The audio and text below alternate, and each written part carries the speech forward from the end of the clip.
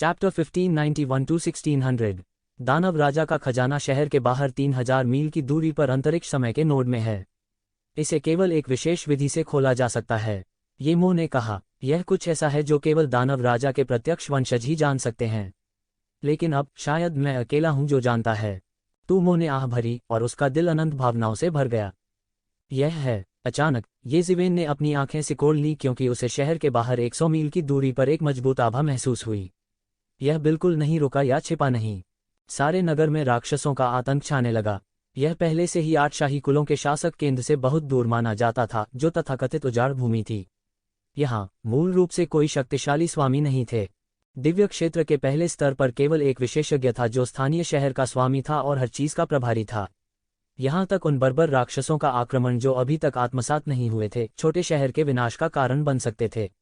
इस बात का जिक्र नहीं है कि इस तरह के भयानक दबाव और उतार चढ़ाव ने सभी को सीधे तौर पर चिंतित कर दिया। किस तरह का गुरु गुजर गया। सभी शैतान कांप रहे थे। व्यवस्थित मानव जाति के विपरीत शैतानों के बीच अजीब स्वभाव वाले कई पुराने शैतान थे। उनके जाने से पहले उनके लिए एक पूरे शहर को मारना भी संभव था। ऐसे अराजक बिजलीघर का सामना करते हुए वे केवल अपने भाग्य के लिए प्रार्थना कर सकते थे। स्वर्ग क्षेत्र का 9वां आकाश। येज़िवेन ने तुरंत फैसला किया, लेकिन उसने इसके बारे में ज्यादा नहीं सोचा।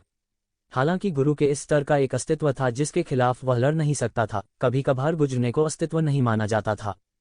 हालांकि जैसे ही उसने राहत महसूस की, एक और भयानक आभा उसके पास से गुजरी। यह प्रभामंडल पिछले वाले की तुलना में 10 गुना या दर्जनों गुना अधिक भयानक था। अहंकार क्या था? यह अतुलनीय अहंकार था। आकाशीय क्षेत्र। येज़िवेन का चेहरा भी पीला पड़ गया। अभी अभी यह स्वर्ग के दायरे का 9वां आसमान योद्धा था, जिसे ज्यादा नहीं माना जाता था। लेकिन यह एक दिव्य क्षेत्र गुरु था। दिव्य क्षेत्र के गुरु की शक्ति का सामना करते हुए शहर में राक्षसों ने लगभग घुटने टेक दिए। यह क्या स्थिति है? इतने सारे राक्षस इस दिशा में क्यों जा रहे हैं? यह दिशा है। येमो ने अचानक प्रतिक्रिया व्यक्त की, यह दानव राजा के खजाने की दिशा है। येज़िवेन, चलो चलते हैं, चलो देखते हैं। उद्धरण चिन्ह। येज़िवेन जरा भी नहीं हिचके। उसने एक बड़ा कदम उठाया और छलांग लगा दी। जब उसकी आकृति फिर प्रकट हुई तो वह पहले ही नगर के बाहर प्रकट हो चुका था। हुआला, एक और तेज भेदी ध्वनि निकली और एक अत्यंत विशाल राक्षसी पक्षी आकाश में उड़ गया। इसके पंखों का फैलाव कई 100 मीटर लंबा था और यह एक छोटे पहाड़ की तरह सरक गया। एक आकाशीय क्षेत्र दानव पक्षी, पुराना पूर्वज। येमो अवाक था। येज़िवेन के करीब से देखने की प्रतीक्षा किए बिना विशाल डेविल बर्ड पूर्वज पहले ही क्षितिज में गायब हो गया था। वे सभी उस दिशा में जा रहे हैं। धिक्कार है। अच्छा नहीं है। क्या ऐसा हो सकता है कि किसी ने दानव सम्राट के दिव्य खजाने को खोल दिया हो? येमो शाप दिए बिना नहीं रह सका। इस युग में जहां देवता प्रकट नहीं होते हैं, केवल एक ही कारण है कि ये सर्वोच्च विशेषज्ञ एक एक करके आएंगे। उद्धरण चिन्ह। येज़िवेन ने और अधिक रुकने की हिम्मत नहीं की और तेजी से उस दिशा में दौड़ पड़े जिसका उल्लेख येमो ने किया था। निश्चित रूप से इसमें से बड़ी मात्रा में मोकी निकल रहा था और इस दिशा में इकट्ठा होते ही बहुत सारे जादुई जानवर आसपास के इलाकों में दहाड़ रहे थे। येज़िवेन, सावधान रहना, यहाँ कोई है। येमो ने चेतावनी दी। येज़िवेन ने तुरंत अपनी आभा को छुपा लिया और शून्य में छिप गया। फिर एक राक्षसी पंजा सीधे टूट गया और ये सैकड़ों जादुई जानवर जो पास आए वे सभी मारे गए। वे पूरे आकाश में मांस और रक्त में बदल गए और फिर इस राक्षसी पंजे द्वारा चूसे गए। फिर यह राक्षसी पंजा गायब हो गया और एक असाधारण सुंदर व्यक्ति प्रकट हुआ। उसका चेहरा पीला पड़ गया था और उसने काला सूट पहन रखा था। वह असामान्य रूप से सुंदर लग रहा था, जैसे अंधेरे में चलने वाला एक कुलीन। और उसके हाथ में एक खून के रंग का मनका था, जो उन जादुई जानवरों के सार और खून से बना था जिन्हें उसने पहले कुचला था। रक्त कबीले। येज़िवेन ने तुरंत उसे पहचान लिया। शैतान जाति में बहुत से ऐसे थे जो मनुष्यों की तरह दिखते थे। हालांकि केवल गिरे हुए देवदूत और पिशाच ही मनुष्यों की तरह दिख सकते थे और असाधारण रूप से सुंदर थे। इसलिए उसकी शक्ल देखकर उसकी पहचान का अंदाजा लगाना मुश्किल नहीं था। यह मांस और खून बमुश्किल ही काफी है। भले ही मैं दैवीय खजाने में घायल हो जाऊं, मुझे जल्दी से ठीक हो जाना चाहिए। रक्त कबीले के इस मास्टर ने खुद से कहा। अन्य कुलों के विपरीत रक्त कबीले मांस और रक्त के सार को अवशोषित कर सकते थे और जल्दी से ठीक हो सकते थे। हालांकि अन्य कुल भी मांस और रक्त के सार को अवशोषित कर सकते थे, रक्त कबीले के विपरीत इसे बदलने में लंबा समय लगेगा, जो लगभग तुरंत ठीक हो सकता था।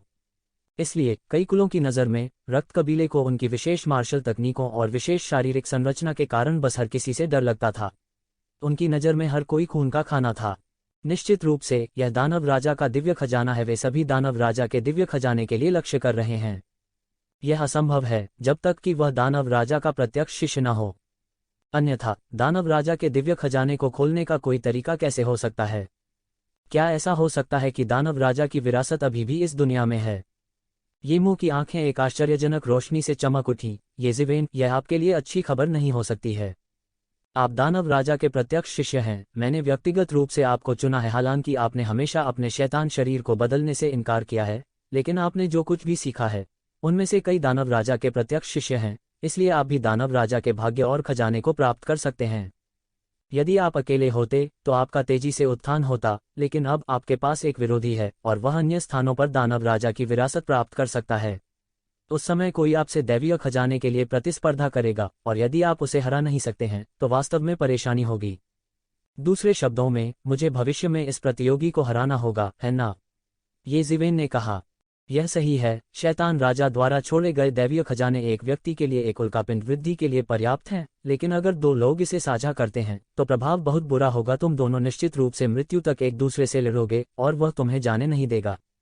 इसके अलावा सबसे महत्वपूर्ण बात यह है कि आप हमेशा शैतान राजा की विरासत को स्वीकार करने के इच्छुक नहीं रहे हैं।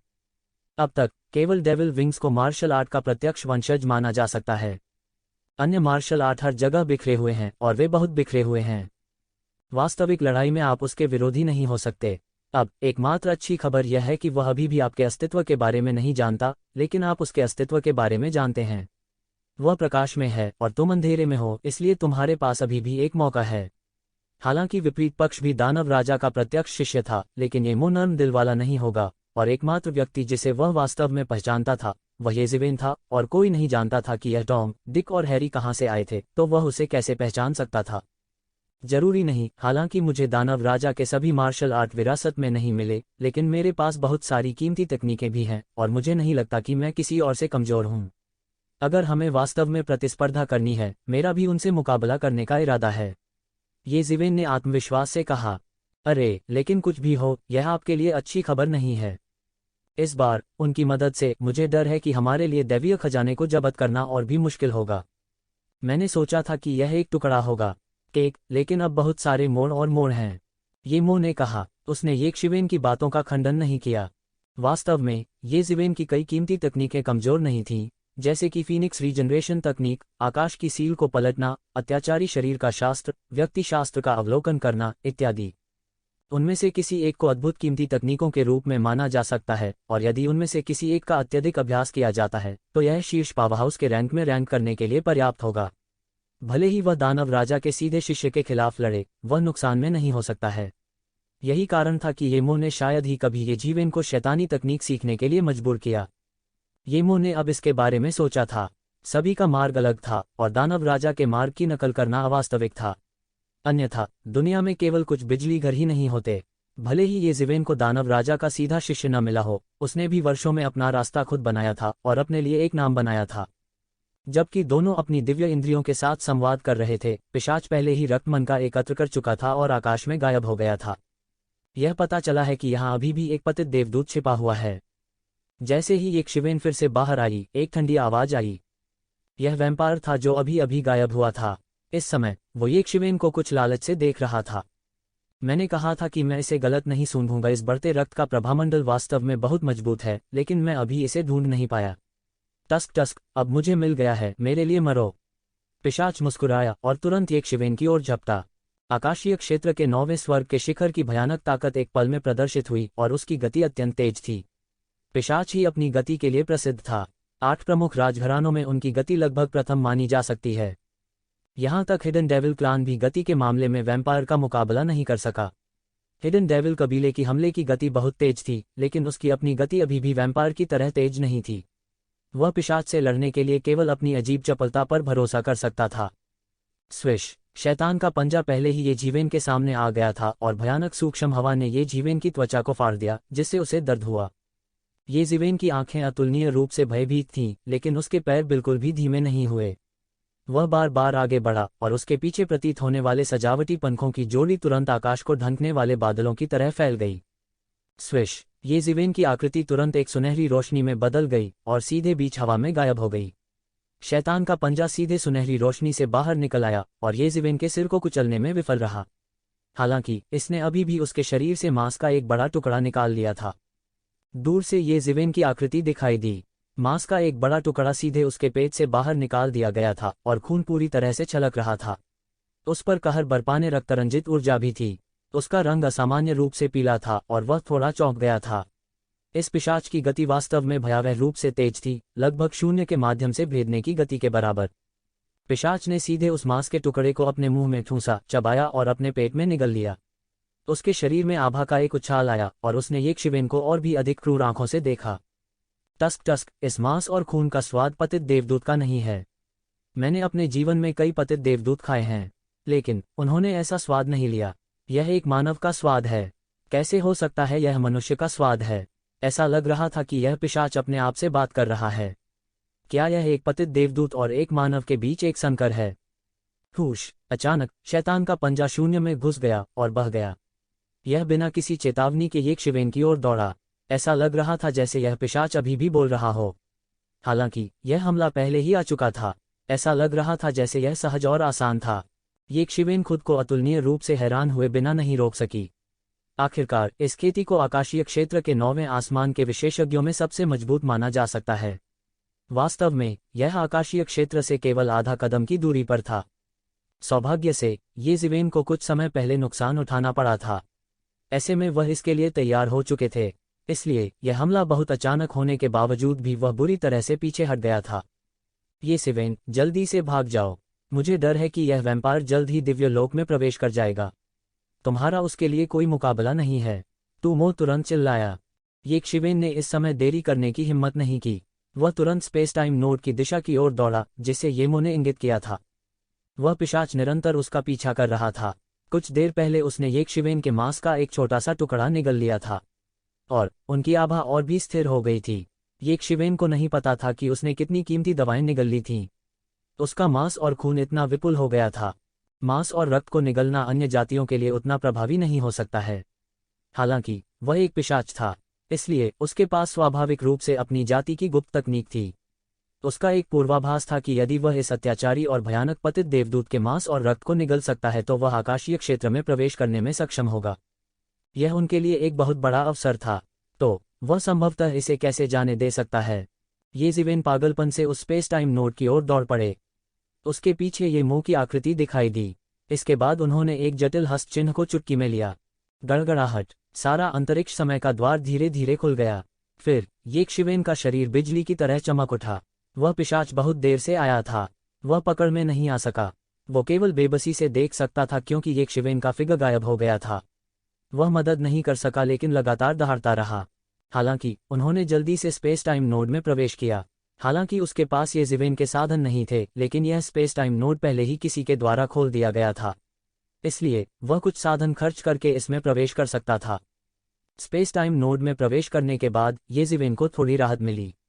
उसके पेट पर घाव में सुधार के कोई संकेत नहीं दिखाई दे रहे थे। रक्तरंजित ऊर्जा लगातार उस पर कहर बरपा रही थी। यहाँ तक अगर उसके पास फीनिक्स पुनर्जनन तकनीक होती तो वह पूरी तरह से साफ होने से पहले इसके बारे में कुछ भी करने में सक्षम नहीं होता। आधे घंटे के बाद येक्षिवेन ने आखिरकार खूनी ऊर्जा को साफ कर दिया।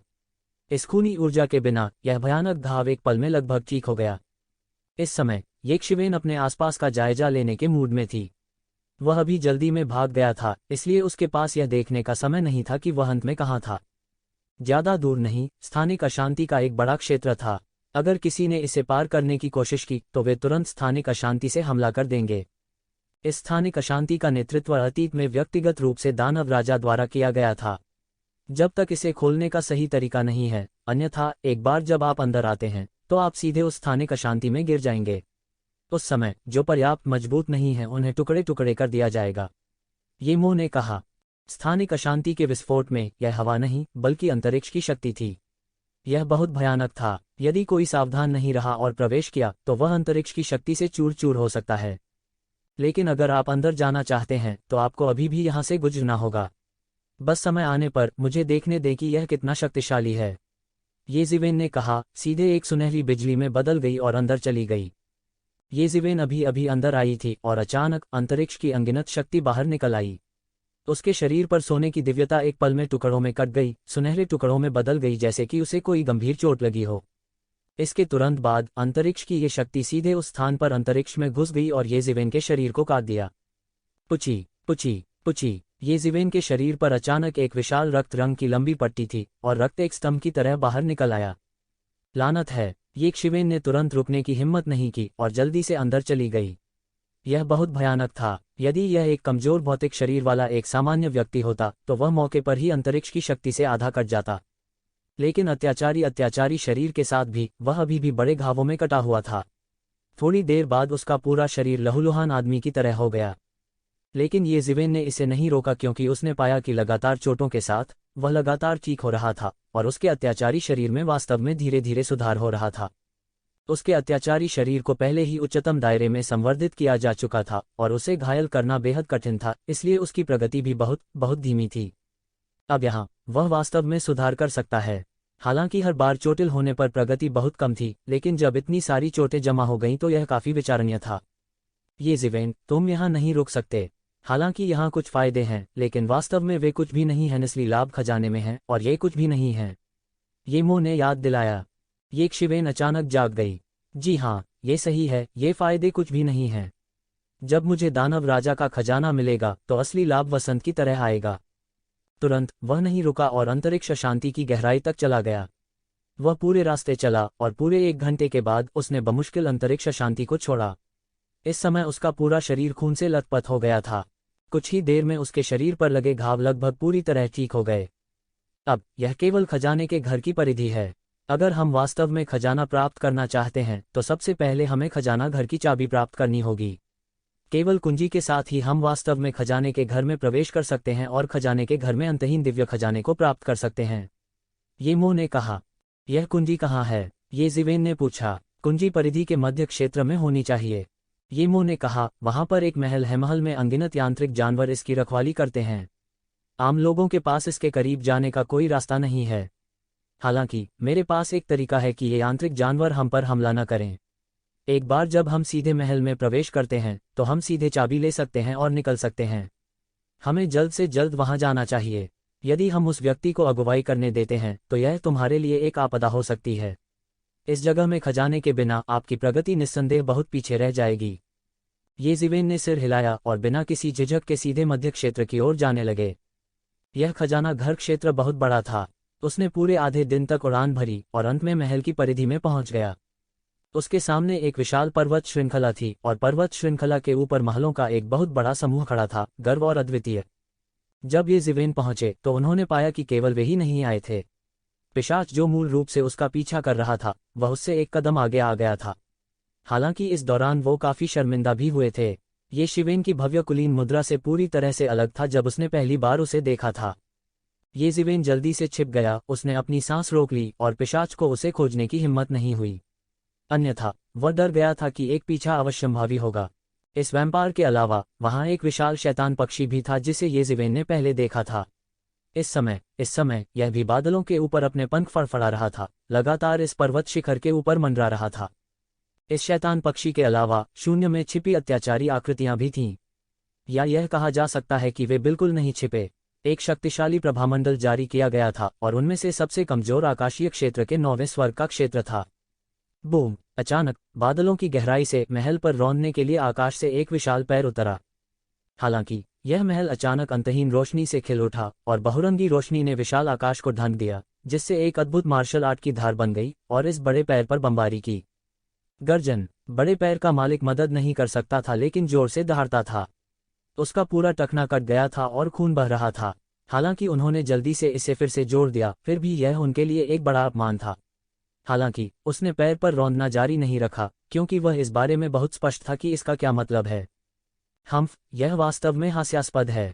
वह वास्तव में इस महल पर हमला करना चाहता है। किसी को पता होना चाहिए कि इस महल को शैतान राजा ने व्यक्तिगत रूप से अतीत में बनाया था। हालांकि यह कोई जादू का उपकरण नहीं है, लेकिन इसके पास जो शक्ति है वह ऐसी चीज नहीं है जिसकी वह कल्पना कर सकता है। येमो मदद नहीं कर सकता था, लेकिन उसने उपहास किया और कहा, शैतान राजा की भावना के रूप में यह कहा जा सकता है कि वह हमेशा से पीछा कर रहा था युद्ध में शैतान राजा। डेविल किंग के कई निजी शिष्यों और विश्वासपात्रों को इस मामले की जानकारी नहीं थी, लेकिन वह इसके बारे में जानते थे। सब चुपचाप प्रतीक्षा कर रहे थे और प्रतीक्षा कर रहे थे। बड़े पैर के मालिक की तरह हर कोई अधीर नहीं था। जल्द ही विशाल आकाश के माध्यम से चीरते हुए शून्य में एक आकृति दिखाई दी। यह शैतान जाति की एक अज्ञात जाति थी और इसका पूरा शरीर रंगीन तराजू से ढका हुआ था। इसकी आंखें उज्ज्वल और अभिव्यक्ति से भरी थीं और इसमें एक तिरस्कारपूर्ण गति थी। इसकी खेती अथाह थी और ये ज़िवेन इसके आर पार देखने में असमर्थ थी। उसने जल्दी से इन छिपे हुए स्वामी को शून्य में खोज लिया, लेकिन उसने किसी भी चीज़ की परवाह नहीं की और सीधे महल में घुस गया। महल के प्रवेश द्वार पर कई शक्तिशाली यांत्रिक जानवरों ने बस उस पर आंखें मूंद लीं और ऐसा लगा कि उन्हें उसकी बिल्कुल भी परवाह नहीं है। अचानक हर कोई इसे और अधिक सहन नहीं कर सका और एक के बाद एक महल में घुस गया। ये ज़िवेन, जल्दी करो, उस व्यक्ति ने कहीं से शैतान राजा की विरासत प्राप्त की होगी ताकि वह स्वतंत्र रूप से महल में प्रवेश कर सके और महल से बाहर निकल सके। अब अराजकता का लाभ उठाओ और अंदर भागो। टूमो बार बार चिल्लाया। ये ज़िवेन अभी जल्दी में नहीं आया क्योंकि उसे एक संयुक्त हमले से डर था और यहाँ उनमें से कोई भी उससे ज्यादा भयानक था। जैसे ही वह व्यक्ति महल में पहुंचा, हर कोई और इंतजार नहीं कर सकता था। हर कोई यहाँ आज्ञाकारी रूप से प्रतीक्षा कर रहा था। इसका कारण कोई और नहीं बल्कि इस व्यक्ति के आगमन की प्रतीक्षा करना था। इस समय उन्होंने आखिरकार इस व्यक्ति के आगमन को देखा और तुरंत भाग गए। लेकिन जैसे ही ये लोग करीब आए, इसने तुरंत दरवाजे पर कुछ यांत्रिक जानवरों से एक मजबूत पलटाव किया। ये यांत्रिक जानवर सभी दहाड़ते हुए इन लोगों की ओर दौड़ पड़े। कचा, एक ध्वनि के साथ एक 9वें स्तर के आकाशीय दायरे के दानव जिसने सबसे तेज दौड़ लगाई थी, उसका सिर मौके पर एक यांत्रिक जानवर द्वारा काट लिया गया था। उनका अत्यंत दयनीय निधन हुआ और वह दानव पक्षी सीधे झपट्टा मारकर नीचे गिरा। उसके पंजों ने सीधे विशाल आकाश को जकड़ लिया, इस यांत्रिक जानवर के शरीर पर कब्जा कर लिया। यह यांत्रिक जानवर आधे में फटा हुआ था, लेकिन ये यांत्रिक जानवर अंतहीन लग रहे थे। एक के बाद एक महल से बाहर कूद रहे थे। अंतहीन, उनमें से हर एक दिव्य क्षेत्र के 9वें स्तर पर था और यहाँ तक कुछ यांत्रिक जानवर राजा भी दिव्य क्षेत्र में भयानक अस्तित्व थे। यह कैसे संभव है? यहाँ वास्तव में इतने सारे यांत्रिक जानवर हैं। उस शातिर पक्षी ने मानव भाषा में बोलते हुए अपना मुंह खोला। हालांकि यह बहुत भयंकर और अतुलनीय रूप से क्रूर था। जब इसने इतने घने और अंतहीन यांत्रिक जानवरों को देखा, तब भी इसे डर का एहसास हुआ। बूम बूम बूम, इन 9वें स्तर के आकाशीय क्षेत्र यांत्रिक जानवरों ने अपने खूनी मुंह खोल दिए। भयानक ऊर्जा की लहरें बह गईं और कुछ राक्षस जो समय पर बच नहीं पाए, उन्हें मौके पर ही टुकड़े टुकड़े कर दिया गया। यह जानना जरूरी था कि ये कोई साधारण राक्षस नहीं थे। वे आकाश मानव क्षेत्र की 9वीं परत पर थे। बाहरी दुनिया में वे एक क्षेत्र पर शासन करने और उस क्षेत्र के पूर्वज बनने के लिए पर्याप्त शक्तिशाली थे, लेकिन यहाँ उन्हें मरे हुए कुत्तों की तरह पीटा गया। इस समय शैतान जाति ने भी एक के बाद एक बेवजह हमला किया। भयानक हमले बारिश की बूंदों की तरह थे। ये ज़िवेन पीछे से देख रही थी। अप्रत्याशित रूप से 100 से अधिक शैतान हमला कर रहे थे और ये 100 शैतान सभी आकाशीय क्षेत्र की 9वीं स्वर्गीय परत के ऊपर थे। यह बेहद भयानक था। उनमें से आकाशीय क्षेत्र के विशेषज्ञों का मन प्रभामंडल भी था जो उन्हें पार कर रहा था। ये ज़िवेन ने उनकी ओर देखा और कोई चाल नहीं चली। हालांकि उन्हें अभी भी अपनी रीढ़ के नीचे एक ठंडक महसूस हो रही थी। बाहरी दुनिया में 9वीं स्वर्गीय परत स्तर का एक यांत्रिक जानवर बिल्कुल अमूल्य था। हालांकि यहाँ यह बस एक सेना की तरह था, अंतहीन और अंतहीन। यह दानव राजा की करतूत थी। उसके लिए यह केवल एक दिव्य खजाना था, लेकिन उसने ऐसी भयानक बैकअप योजना की व्यवस्था की थी। अगर कोई साधारण व्यक्ति फिर से प्रवेश करे तो वह निश्चित रूप से मरेगा। आकाशीय क्षेत्र राक्षसों TSK अंक अंक अंक अंक अंक 100,000 अंक कुछ और मारें। फिर इस सूची के लिए प्रतिस्पर्धा करने की कोई आवश्यकता नहीं है। ये ज़िवेन खुद को रोक नहीं सकी, लेकिन उसने कुछ उत्साह के साथ कहा, यह बेकार है। यह दानव राजा द्वारा व्यवस्थित एक विशेष स्थान है। आपके शरीर पर बिंदु बेकार हैं। सूचना प्रसारित करना असंभव है, इसलिए आप चाहे कितने भी अंदर मार लें, यह बेकार है। उल्लेख नहीं करना, यहाँ तक अगर ये राक्षस घायल हो गए हैं तो वे ऐसे लोग नहीं हैं जिनसे आप निपट सकते हैं। ये ज़िवेन पर ठंडा पानी डालने से खुद को रोक नहीं सका। अभी सबसे महत्वपूर्ण बात यह है कि उस बच्चे को चाबी नहीं लेने देना है। ये उसके ऊपर ठंडा पानी डालने से नहीं रोक सका। सबसे महत्वपूर्ण अभी बात यह है कि उस लड़के को चाबी नहीं लेने देना है। आपको क्या लगता है कि ये लोग यहाँ किस लिए रखवाली कर रहे हैं? वे बहुत स्पष्ट हैं कि वे स्वयं चाबी नहीं ले सकते, क्योंकि वे इतने सारे यांत्रिक जानवरों की नाकाबंदी को तोड़ नहीं सकते। इसलिए वे उस लड़के के बाहर आने और अपनी जान गंवाने का इंतजार कर रहे हैं। हालांकि वे प्रवेश नहीं कर सकते, वे उस लड़के द्वारा चाबी बाहर लाने की प्रतीक्षा कर सकते हैं। उस समय मुझे डर है कि बववा वास्तव में समाप्त हो जाएगी। इसलिए चाबी छीनने का अवसर केवल थोड़े समय के लिए होगा। इसके अलावा आप अपने प्रतिद्वंद्वी को खत्म करने के लिए इन विशेषज्ञों का उपयोग करने के इस अवसर का लाभ भी उठा सकते हैं। ये ने ठंडेपन से कहा। भले ही विरोधी को भी शैतान राजा की विरासत में मिली हो, लेकिन उसके लिए यह कोई बड़ी बात नहीं थी। वह अभी भी एक विरोधी था जिसे मिटा दिया जाना चाहिए, अन्यथा यह संभव था कि वह उसके लिए एक जाना पहचाना खतरा बन जाए। ये शिवेन घात में लेटे चुपचाप एक अवसर की प्रतीक्षा में चुपचाप प्रतीक्षा करता रहा। वह बहुत स्पष्ट था कि चाहे ये यांत्रिक जानवर हो या दानव जाति, वे ऐसी चीज नहीं थे जिनसे वह निपट सकता था। अगर यह सिर्फ ये यांत्रिक जानवर थे तो ये मोह अभी भी उनसे निपट सकते थे, लेकिन ये राक्षस जाति उस शक्ति से अधिक थी जिससे ये मोह निपट सकते थे। उसके पास केवल एक ही मौका था, और जब ये लोग थोड़े निश्चिंत थे तभी वह सफल हो सकता था, अन्यथा उसके लिए सफल होना असंभव होगा। और इन यांत्रिक जानवरों में एक यांत्रिक जानवर राजा भी था जो हत्या के उन्माद में भी था। यह एक दिव्य क्षेत्र अस्तित्व था, इसकी हत्या की गति अतुलनीय रूप से भयानक थी। जानवर, मेरे लिए मरो। अचानक आकाश में मंडराने वाला दानव पक्षी अंत में इसे सहन नहीं कर सका, यह सीधे नीचे चला गया। इसके पंजे सीधे यांत्रिक जानवर राजा को मारने के लिए दौड़ पड़े। यह सच्ची वास्तविक ईगल पंजा कला थी। गर्जन, यांत्रिक जानवर राजा दहाड़ा, मौके पर ही उसके सामने के पंजे उठे, एक तेज तलवार की तरह। वह नीचे गिर गया। पुची, राक्षस पक्षी के पंजे मौके पर ही कट गए। वह मदद नहीं कर सका लेकिन दर्द में रोया। वह यांत्रिक जानवर राजा के अगले हमले को चकमा देते हुए जल्दी से उड़ गया। इसने अपने पंख फैलाए, पूरे आकाश को ढांक लिया। यह अतुलनीय रूप से विशाल था, लेकिन अब इसे इस यांत्रिक जानवर द्वारा पीटा गया था। यह तुरंत असाधारण रूप से अपमानित महसूस करता था, लेकिन ऐसा कुछ भी नहीं कर सकता था जहां इसके पंजे काटे गए थे। हर कोई मदद नहीं कर सकता था, लेकिन अतुलनीय रूप से चौंक गया था। यहां तक आमने सामने की टक्कर में भी यह दानव पक्षी अभी भी एक यादृच्छिक सैनिक की तरह हार गया था। यह लोगों को मौत से डराने के लिए बहुत मजबूत था। यह दैत्य पक्षी निरंतर गर्जना करता रहा, निरंतर चक्कर लगाता रहा। जब वास्तव में इसे इतना बड़ा नुकसान हुआ था तो इसने इसे थोड़ा उदास कर दिया। क्या तुम सब हमला नहीं करने जा रहे हो? अगर हम यांत्रिक जानवरों के इस जत्थे को साफ नहीं करते हैं तो जब वह बच्चा बाहर आता है तो वह इस महल को नियंत्रित कर सकता है। ये यांत्रिक जानवर सभी उस बच्चे के सहायक बन सकते हैं। दिव्य क्षेत्र के अन्य विशेषज्ञों को देखकर राक्षस पक्षी दहाड़ा, जिन्होंने कुछ भी नहीं किया। दानव भगवान के उत्तराधिकारी के प्रवेश करने के बाद इन लोगों ने तुरंत हमला क्यों किया? इसका कारण यह भी था कि अगर ये यांत्रिक जानवर उस व्यक्ति के सबसे बड़े सहायक बन जाते, जैसा कि पौराणिक भगवान के खजाने से उम्मीद की जाती है, बस ये यांत्रिक जानवर अकेले, अगर उन्हें वश में किया जा सकता है तो वे बाहर अनमोल होंगे। हैज इस समय एक फीकी आह के साथ एक क्षीण बूढ़े दानव ने आखिरकार अपनी चाल चल दी। उसकी पहली चाल एक राक्षसी हाथ थी जिसने आकाश को ढंक दिया, सीधे विशाल यांत्रिक जानवर राजा की ओर थप्पड़ मारा। यह हिडन डेविल कबीले का एक बूढ़ा व्यक्ति था। उसकी साधना इस स्तर तक पहुंच गई थी कि उसे हत्यारों का राजा कहा जा सकता था। उनके आकस्मिक हमले ने एक अजीब आभा प्रकट की। उसकी गति अतुलनीय रूप से तेज थी। जब तक सभी ने प्रतिक्रिया व्यक्त की तब तक उसकी हथेली यांत्रिक जानवर के शरीर पर आ चुकी थी। पेंग, जोर से गर्जना के साथ बड़ा हाथ यांत्रिक जानवर के शरीर पर आ गिरा। हालांकि धातु के टकराने की आवाज थी और एक गहरे हरे रंग की रोशनी चमकी। उसका हाथ जहर से सना हुआ था। किसी भी जीवित प्राणी के लिए यह उन्हें आसानी से जहर देकर मार सकता था। द हिडन डेमन रेस अपने आप में दानव जाति का सबसे बड़ा हत्यारा संगठन था। उनके पास मारने के सभी प्रकार के तरीके थे। यह एक ऐसी दौड़ भी थी जिससे हर कोई नफरत करता था।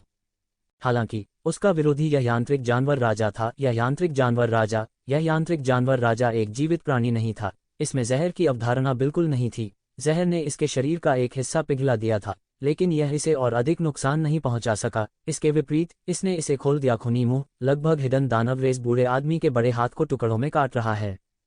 इन यांत्रिक जानवरों के लिए बुद्धि जैसी कोई चीज नहीं थी, या यूं कहें कि वे मृत्यु से नहीं डरते थे। वे नहीं जानते थे कि मृत्यु क्या है। यहां तक सबसे मजबूत मृत्यु योद्धा की भी इस बिंदु पर इन यांत्रिक जानवरों से तुलना नहीं की जा सकती। आइए देखें कि आप कितने घमंडी हैं। अचानक एक और स्वर्ग क्षेत्र विशेषज्ञ ने एक चाल चली। यह शूरा जाति का एक अधेड़ उम्र का आदमी था। वह अतुलनीय रूप से बदसूरत था। उसकी आवाज भी सुनने में बहुत अप्रिय थी। उसके हाथ में लंबा भाला आकाश में उड़ गया। भयंकर रूप से उसकी ओर टूट पड़ा यांत्रिक जानवर राजा। होंग, लंबा भाला जमकर जमीन में धंसा। इसने मैकेनिकल बीस्ट किंग को नहीं छेदा, लेकिन इसने नीचे की पंक्ति में कुछ मैकेनिकल बीस्ट को पाउडर में बदल दिया। फिर एक अतुलनीय रूप से जोर की गर्जना हुई। एक विशाल दानव फ्लड ड्रैगन शून्य से बाहर आया। उसके मुंह से अंतहीन दानव पानी निकल रहा था। वह इन यांत्रिक जानवरों को डुबाना चाहता था, लेकिन इससे पहले कि वह ऐसा कर पाता, उसने देखा कि यांत्रिक जानवर सभी अपनी ऊर्जा तोपों को उसकी दिशा में निशाना बनाया।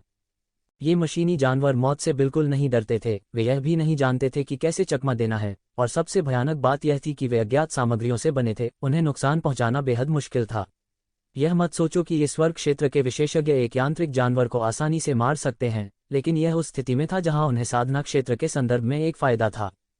इन यांत्रिक जानवरों के ऊर्जा तोपों ने लगातार बमबारी की, यहां तक इस दानव फ्लड ड्रैगन को एक खेदजनक स्थिति में पीटा गया। दूसरों का उल्लेख नहीं करना, इन यांत्रिक जानवरों की संख्या बहुत अधिक थी।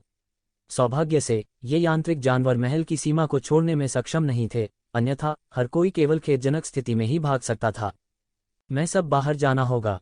इस समय अधेड़ असुर गुस्से में था। उसने यांत्रिक जानवर राजा पर हमला करना शुरू कर दिया।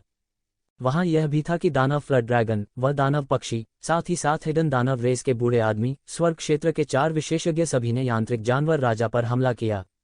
यदि यह एक सामान्य स्वर्ग क्षेत्र विशेषज्ञ होता जो एक ही क्षेत्र के 4 विशेषज्ञों के चुपके हमले का सामना कर रहा होता तो वे शायद भाग जाते, लेकिन आखिरकार यांत्रिक जानवरों के अपने विचार नहीं थे। वे नहीं जानते थे कि डर क्या होता है।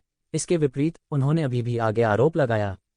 हॉन्ग हॉन्ग हॉन्ग। हर बार जब ये 5 विशेषज्ञ आपस में टकराते तो यह स्वर्ग और पृथ्वी को हिला देता। स्वर्ग क्षेत्र के विशेषज्ञों के बीच लड़ाई को पृथ्वी को हिला देने वाला कहा जा सकता है, और यहाँ तक स्वर्ग और पृथ्वी भी ढह जाएंगे।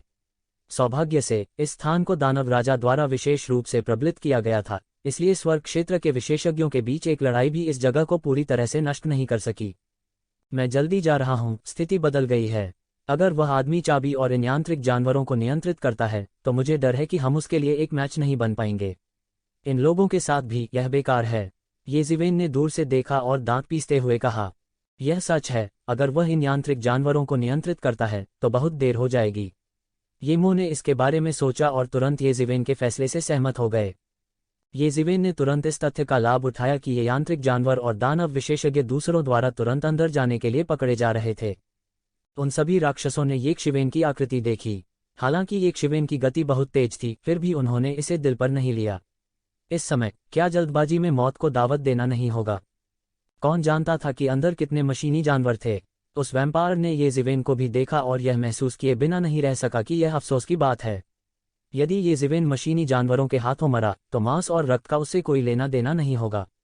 वह मदद नहीं कर सकता था, लेकिन यह महसूस करता था कि यह अफसोस की बात है। यदि वह येज़िवेन का मांस और लहू खा सकता है तो वह तुरंत स्वर्ग के क्षेत्र में कदम रख सकता है। उस समय वह वास्तव में स्वर्ग क्षेत्र के इन विशेषज्ञों के विरुद्ध लड़ने में सक्षम होगा। लेकिन उन्हें जो आश्चर्य हुआ वह यह था कि इन यांत्रिक जानवरों ने वास्तव में येक्षिवेन पर हमला नहीं किया था। अच्छा नहीं, यह बच्चा भी अजीब है, धिक्कार है। ठीक है, उन दोनों को अंदर जाने दो और एक दूसरे को मार डालो। नहीं, अगर वे दोनों अंदर मर जाते हैं और दोनों घायल हो जाते हैं तो हमें चाबी निकालने में कौन मदद करेगा? किसी ने आपत्ति की। उनके लिए इससे कोई फर्क नहीं पड़ता कि कौन अंदर गया, कुंजी बाहर लाने के लिए कुंजी थी। अन्यथा यह उनके प्रयासों के व्यर्थ होने के बराबर होगा। येज़िवेन मुख्य हॉल में भागे, लेकिन मुख्य हॉल में प्रवेश करने के बाद वह और भी भयभीत हो गया, क्योंकि हर जगह जमीन पर शक्तिशाली यांत्रिक जानवर पड़े हुए थे और ये जानवर अभी तक नहीं जागे थे। एक नज़र में वह कम से कम हजारों यांत्रिक जानवरों को देख सकता था। दानव राजा वास्तव में उदार है। येक्षिवेन आह भरने से खुद को रोक नहीं सकती थी। ये वास्तव में कुछ भी नहीं है।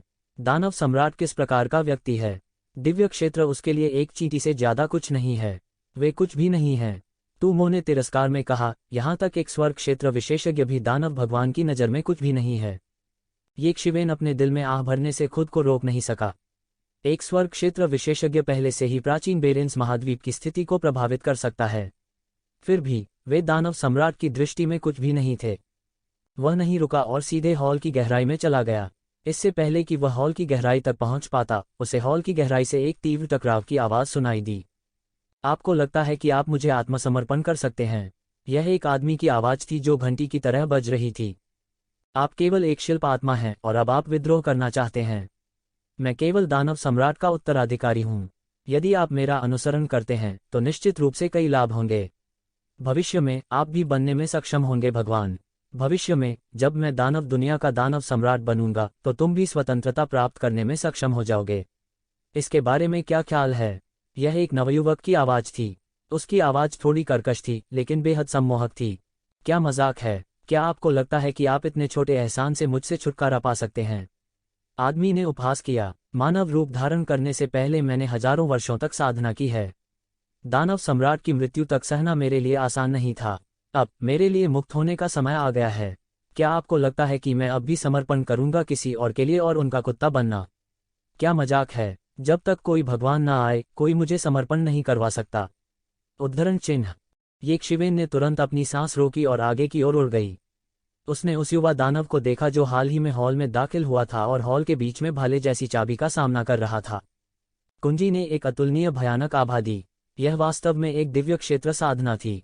इससे जो प्रभामंडल निकला वह ऐसा प्रतीत हुआ मानो पूरे स्थान को पूरी तरह से जम गया हो। युवा राक्षस ने कोई कमजोरी नहीं दिखाई और कुंजी के खिलाफ लड़ने के लिए एक भयानक आभा जारी की। चूंकि स्वर्ग के दो अस्तित्व एक दूसरे के खिलाफ थे, उन्होंने येजिवेन के अस्तित्व पर बिल्कुल भी ध्यान नहीं दिया।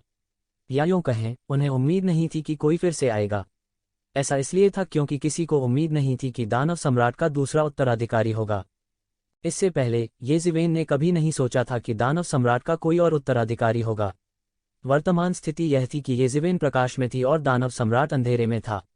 येजिवेन के लिए भी यही एकमात्र मौका था।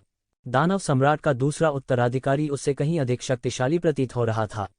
उसने वास्तव में स्वर्गलोक साधना में कदम रखा था। यह वाकई भयानक था। ये मोह क्या चल रहा है? इस कुंजी ने वास्तव में मानव रूप ले लिया है। येजिवेन थोड़ा अवाक रह गई। मुझे इसकी भी उम्मीद नहीं थी, लेकिन यह संभव है। राक्षसी सम्राट ने अतीत में इस कुंजी को परिष्कृत किया था। हालांकि यह सिर्फ एक कुंजी है, यह अभी भी एक अस्तित्व है जो स्वर्ग रैंक के शीर्ष स्तर को पार करता है। अनगिनत वर्षों के बाद यह बहुत संभव है कि यह रूप ले सके। येमो ने भी इसकी उम्मीद नहीं की थी। आखिरकार उन्होंने जिस स्थिति को समझा वह कई साल पहले की थी। अब यह पहले से बिल्कुल अलग था। धिक्कार है, अगर ऐसा है तो यह अच्छा नहीं है। आखिरकार, हालांकि वह आदमी भी दानव सम्राट का उत्तराधिकारी है, आप उत्तराधिकारी हैं जिसे मैं पहचानता हूं। संक्षेप में, आप उस व्यक्ति से अधिक रूढ़िवादी हैं। आप दानव सम्राट के प्रत्यक्ष उत्तराधिकारी हैं। लेकिन अब इस टूल स्पिरिट की अपनी महत्वाकांक्षा है। धत्तेरी की। उद्धरण चिन्ह। येमो चिंतित हुए बिना नहीं रह सका। वह एक उपकरण आत्मा था जिसका जन्म दानव सम्राट के जीवित होने से पहले हुआ था। दानव सम्राट के पास स्वाभाविक रूप से उसे नियंत्रित करने के अपने तरीके थे, लेकिन टूल स्पिरिट जो कुंजी से रूपांतरित हुई थी बिल्कुल नियंत्रित नहीं थी। जब वे पैदा हुए थे तो दानव सम्राट पहले ही गिर चुका था। वह इस स्थिति को नियंत्रित नहीं कर सका। हालांकि उसने निश्चित रूप से एक बैकअप योजना छोड़ी थी। आखिरकार वह पहले ही गिर चुका था। वह सब कुछ भविष्यवाणी नहीं कर सका। मुझे लगता है कि आप जीने से थक गए हैं। आपने दानव सम्राट को धोखा देने की हिम्मत कैसे की? युवा शैतान ने ठंडेपन से कहा। उनके स्वर में अधीरता का संकेत था। जाहिर है, उन्होंने कभी नहीं सोचा था कि इस तरह की स्थिति होगी। कुंजी वास्तव में रूपांतरित हो सकती है और दानव सम्राट द्वारा निर्धारित प्रतिबंध से छुटकारा पा सकती है। विश्वासघात? बिल्कुल नहीं। मैं आपके आगमन की प्रतीक्षा कर रहा हूं। जब तक मैं तुम्हें मार सकता हूं, मैं पूरी तरह से रूपांतरित हो सकता हूं और दानव सम्राट के नियंत्रण से छुटकारा पा सकता हूं। उस समय मैं दिव्य खजाने को सीधे खोलने के लिए अपने शरीर पर भरोसा कर सकता हूं। उस समय मेरे पास कुछ नहीं होगा। दुनिया मेरी होगी। उस समय मेरी खेती निश्चित रूप से बढ़ जाएगी। मैं अपना दाव सिद्ध कर पाऊंगा और देवता बन जाऊंगा। क्या आपको लगता है कि मुझे अभी भी आपके पास एक कुत्ते की तरह लेटने और आपकी श्रेष्ठता की भीख मांगने की जरूरत है? भाले जैसी चाबी ने एक अधेड़ उम्र के आदमी की आवाज में कहा। फिर मुझे दोष मत दो, युवा शैतान ने ठंडी मुस्कान के साथ कहा। उसके शरीर की सारी शक्ति उबलने लगी। असीम शैतानची उसके शरीर के चारों ओर बन गया। उसके हाथ में एक शैतान का ब्लेड दिखाई दिया। इसने राक्षसी शैतानची को बाहर निकाला। अंतहीन ब्लेड प्रकाश हवा में संघनित हो गया और एक राक्षसी ब्लेड प्रकाश में बदल गया। इसने एक भयानक एयरवेव को सेट किया और कुंजी की ओर जमकर कटा। सिर्फ तुम्हारे साथ, कुंजी ने उपहास किया। यह हवा में एक अधेड़ उम्र के शैतान में तब्दील हो गया। वह किस जाति का था यह पता नहीं चल सका। उसने अपने बड़े हाथ से पकड़ लिया और उसका प्रमुख शरीर एक लंबे भाले में बदल गया। फिर राक्षसी शैतानची बाहर निकल आया और भाला आगे की ओर चुप गया। टकराना। उन दोनों ने अचानक एक भयानक टक्कर जारी की। भयानक शक्ति तुरंत हलकों में बह गई। भयानक हवा की लहर ने यक्षिवेन को ऐसा महसूस कराया जैसे वह शून्य से बाहर उड़ा दिया जाएगा। यह बहुत भयानक था। Thump thump thump. अपने शरीर की शक्ति को कम करने के लिए युवा शैतान कई कदम पीछे हट गया। ऐसा लग रहा था कि उसे थोड़ा नुकसान हुआ है। मैंने पहले भी कहा है, तुम्हारा मेरे लिए कोई मुकाबला नहीं है। आप यह नहीं जानते, लेकिन अनगिनत वर्षों में मेरी साधना पहले ही एक ऐसे स्तर पर पहुंच चुकी है जिसकी आप कल्पना भी नहीं कर सकते। यदि यह इस तथ्य के लिए नहीं था कि मैं इस शापित हथियार आत्मा शरीर तक सीमित हूं, तो मैं एक देवता भी बन सकता था। अधेड़ उम्र का आदमी जो एक चाबी में बदल गया था, जोर से हंसा। उसने युवा शैतान को देखा और उपहास किया। उनका स्वर आक्रोश से भरा था। लेकिन इससे कोई फर्क नहीं पड़ता। जब तक मैं तुम्हें मारता हूं और इस कर्म को समाप्त करता हूं, तब तक शैतान राजा द्वारा छोड़ा गया प्रतिबंध स्वचालित रूप से अपना प्रभाव खो देगा। उस समय मेरी साधना छलांग और सीमा से आगे बढ़ेगी। हा हा हा हा। धिक्कार है, वह इतना मजबूत कैसे हो सकता है? युवा शैतान ने सदमे में कहा। यद्यपि उन्होंने दिव्य क्षेत्र में प्रवेश किया था, लेकिन उनके और एक अधेड़ उम्र के व्यक्ति के बीच एक बड़ा अंतर था जो एक कुंजी में परिवर्तित हो गया था। वह उसे नीचे नहीं उतार सका। मेरे लिए मरो। इस समय अधेड़ उम्र का शैतान जो एक कुंजी में बदल गया चिल्लाया। उसका लंबा भाला तुरंत निकल गया। अचानक हवा उसके खिलाफ चली और वह पहाड़ जैसा हो गया। यह सीधे युवा शैतान की ओर वार किया। टकराना, एक और पृथ्वी को चकनाचूर करने वाला विस्फोट हुआ। अंतहीन राक्षसी क्यूई हलकों में बह गई। अंतरिक्ष पागलपन से विकृत था। यह ऐसा था जैसे कोई पेंटिंग लगातार विकृत हो रही हो। दृश्य बहुत ही भयानक था। इस बार युवा शैतान इसे बिल्कुल भी रोक नहीं सका। उन्हें सीधे उड़ते हुए भेजा गया। आप केवल एक प्रारंभिक चरण के साथ आकाशीय क्षेत्र के शिखर पर मेरे खिलाफ लड़ना चाहते हैं? क्या मजाक है? अधेड़ उम्र का शैतान जो एक चाबी में बदल गया था जोर से हंसा और फिर से युवा शैतान की ओर बढ़ा। युवा शैतान को अंततः एहसास हुआ कि वह एक अधेड़ उम्र के शैतान के लिए एक मैच नहीं हो सकता है जो एक कुंजी में बदल गया। अगर वह लड़ना जारी रखता है तो यह उसके लिए नुकसानदेह होगा। धिक्कार है, बस तुम रुको, मेरे पास तुम्हें मारने का एक तरीका है, मेरे हाथों में मत पड़ो, नहीं तो मैं तुम्हें मौत से भी बदतर बना दूंगा। वह शैतान जाति का युवक भी भयंकर रूप से दहाड़ा। दुर्भाग्य से आपके पास यह मौका नहीं होगा। इस समय अधेड़ उम्र का शैतान जो एक चाबी में बदल गया था, वह बुरी तरह से हंसा और सीधे पीछा किया। उसके हाथ में राक्षसी भाला एक अजगर की तरह आकाश में उड़ गया। दुर्भाग्य से आपके पास यह अवसर नहीं होगा। Boom dot. तेज गर्जना के साथ लंबे भाले ने सीधे महल की जमीन में एक बड़ा छेद कर दिया। इस महत्वपूर्ण क्षण में राक्षसी पंखों की एक जोड़ी युवक की पीठ के पीछे खुल गई और उसने तुरंत इस घातक हमले को चकमा दे दिया। शैतान के पंख। तू शीवेन ने तुरंत पहचान लिया कि यह स्पष्ट रूप से शैतान के पंख थे। उसने 200 वर्षों तक अभ्यास किया था तो वह कैसे नहीं जान सका। हालांकि शैतान के पंखों का स्तर ये शिवेन के पंखों की तुलना में बहुत कम था। ये जिवेन की हवा और गड़गड़ाहट के पंखों का चरम स्तर पर अभ्यास किया गया था और यह स्पष्ट रूप से केवल शैतान के पंखों के स्तर पर था। दूसरे शब्दों में शैतान के पंख केवल पहले स्तर पर थे। यह वास्तव में दानव राजा का उत्तराधिकारी था। हालांकि ऐसा लगता है कि उसे शैतान के पंखों की पूरी साधना विधि नहीं मिली, अन्यथा वह ऐसा नहीं होता। ये मुंह की दृष्टि बहुत चतुर थी और वह एक नज़र में देख सकता था कि शैतान के पंखों की साधना विधि स्पष्ट रूप से पूर्ण नहीं थी। अच्छा नहीं, तुम्हें भी जल्दी जाना होगा, नहीं तो मुझे डर है कि तुम बच नहीं पाओगे। यह मेरी उम्मीद से परे है। धिक्कार है। ये मुंह ने तुरंत प्रतिक्रिया दी और कहा।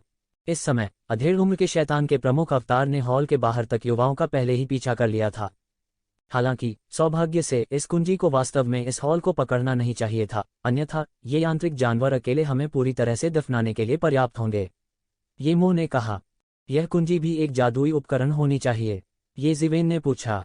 हाँ, यह भी भूतकाल में दानव राजा द्वारा परिष्कृत किया गया एक जादुई उपकरण है जिसे थंडर स्पीयर कहा जाता है। इस भाले का शरीर 10,000 साल पुराने दिव्य लोहे का एक टुकड़ा है और फिर इसे अराजकता की दिव्य गड़गड़ाहट के साथ जाली बनाया गया था। यह मूल रूप से इस खजाने के घर की कुंजी होने का इरादा था और मैं मूल रूप से चाहता था कि आप थंडर स्पीयर को वश में कर लें, लेकिन कौन जानता था कि यह वास्तव में इस तरह से निकलेगा। ये मुंह ने कुछ परेशानी के साथ कहा।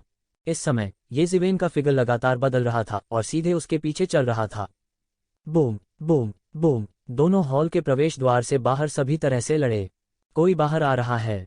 इस समय उन शैतानों ने आखिरकार किसी को बाहर आते देखा, लेकिन इस बार उनकी कल्पना से बिल्कुल अलग था, क्योंकि उस युवा शैतान के अलावा एक अतुलनीय भयानक अस्तित्व भी था। भले ही वे सभी आकाशीय क्षेत्र के विशेषज्ञ हों, फिर भी उनके बीच ताकत में बहुत बड़ा अंतर था और यह स्पष्ट रूप से अत्यंत शक्तिशाली था। महल के द्वार से बाहर निकलने के बाद दानव कबीले का युवक एक पल के लिए भी नहीं रुका और एक पल में उड़ गया। जाने के बारे में भी मत सोचो। रुको, चाबी पीछे छोड़ दो, वहीं रुक जाओ। डेविल रेस के विशेषज्ञ गुस्से में थे। एक के बाद एक विशाल हाथ युवा डेविल रेस को हथियाने के लिए पहुंचे। हालांकि युवा डेविल ने केवल अधूरे शैतान पंखों की साधना विधि प्राप्त की थी, साथ ही उसकी अत्याचारी ताकत के साथ उसकी गति अभी भी बहुत तेज थी। उसने एक पल में इन लोगों के हमलों को चकमा दिया और सीधे भाग निकला। रुको, धिक्कार है, भाड़ में जाओ। ये सभी शैतान क्रोधित थे। उन्होंने इस व्यक्ति से चाबी प्राप्त करने के लिए आधे दिन तक प्रतीक्षा की थी। चाबी मिलने पर ही उन्हें खजाना खोलने का मौका मिल सकता था, अन्यथा खजाने को खोलने का कोई रास्ता नहीं था जब तक कि वे भी इन यांत्रिक जानवरों की सुरक्षा की परतों के माध्यम से दौड़कर चाबी प्राप्त नहीं करना चाहते थे। हालांकि वे भी बहुत स्पष्ट थे कि यह बिल्कुल असंभव था। वे सब तुरंत उस दिशा में चल दिए। इस समय ब्लड रेस ने नहीं छोड़ा क्योंकि उसका एक और लक्ष्य था। दिव्य क्षेत्र विशेषज्ञ का पीछा करने के बजाय जिसे वह हरा नहीं सकता था, वह किसी अन्य व्यक्ति की प्रतीक्षा कर सकता है। उसने स्पष्ट रूप से येकशिवेन को अभी अभी भागते हुए देखा था, इसलिए वह येकशिवेन के बाहर आने का इंतजार कर रहा था। यह भी उसका एकमात्र तरीका था। वह येजिवेन के मांस और खून के बारे में नहीं भूल सका। येजिवेन का मांस और खून खाने के बाद वह दिव्य लोक में कदम रखने में सक्षम होगा। यह किसी और चीज से ज्यादा महत्वपूर्ण था। यहाँ तक अगर वह चाबी प्राप्त नहीं कर सका तो इसे बर्बादी नहीं माना जाएगा। और इस समय उम्मीद के मुताबिक एक सुनहरा आंकड़ा सीधे धराशायी हो गया। फॉलन एंजल, छोड़ने के बारे में मत सोचो। वह तुरंत रक्त की किरण में बदल गया और सीधे पीछा किया। वास्तव में कोई और है। स्पीयर ऑफ थंडर ने अचानक प्रतिक्रिया दी। वास्तव में कोई उसके पीछे छिपा हुआ था और वह वास्तव में अभी बिल्कुल नहीं जानता था। हालांकि ऐसा इसलिए था क्योंकि उसे युवा शैतान ने रोक रखा था, फिर भी सामान्य परिस्थितियों में उसके लिए बिल्कुल भी न जानना असंभव था। एकमात्र संभावना यह थी कि उनके छिपे हुए कौशल बहुत अच्छे थे। लेकिन वह भी अंदर क्यों आ सकता था? क्या ऐसा हो सकता है कि वह दानव राजा का उत्तराधिकारी भी था?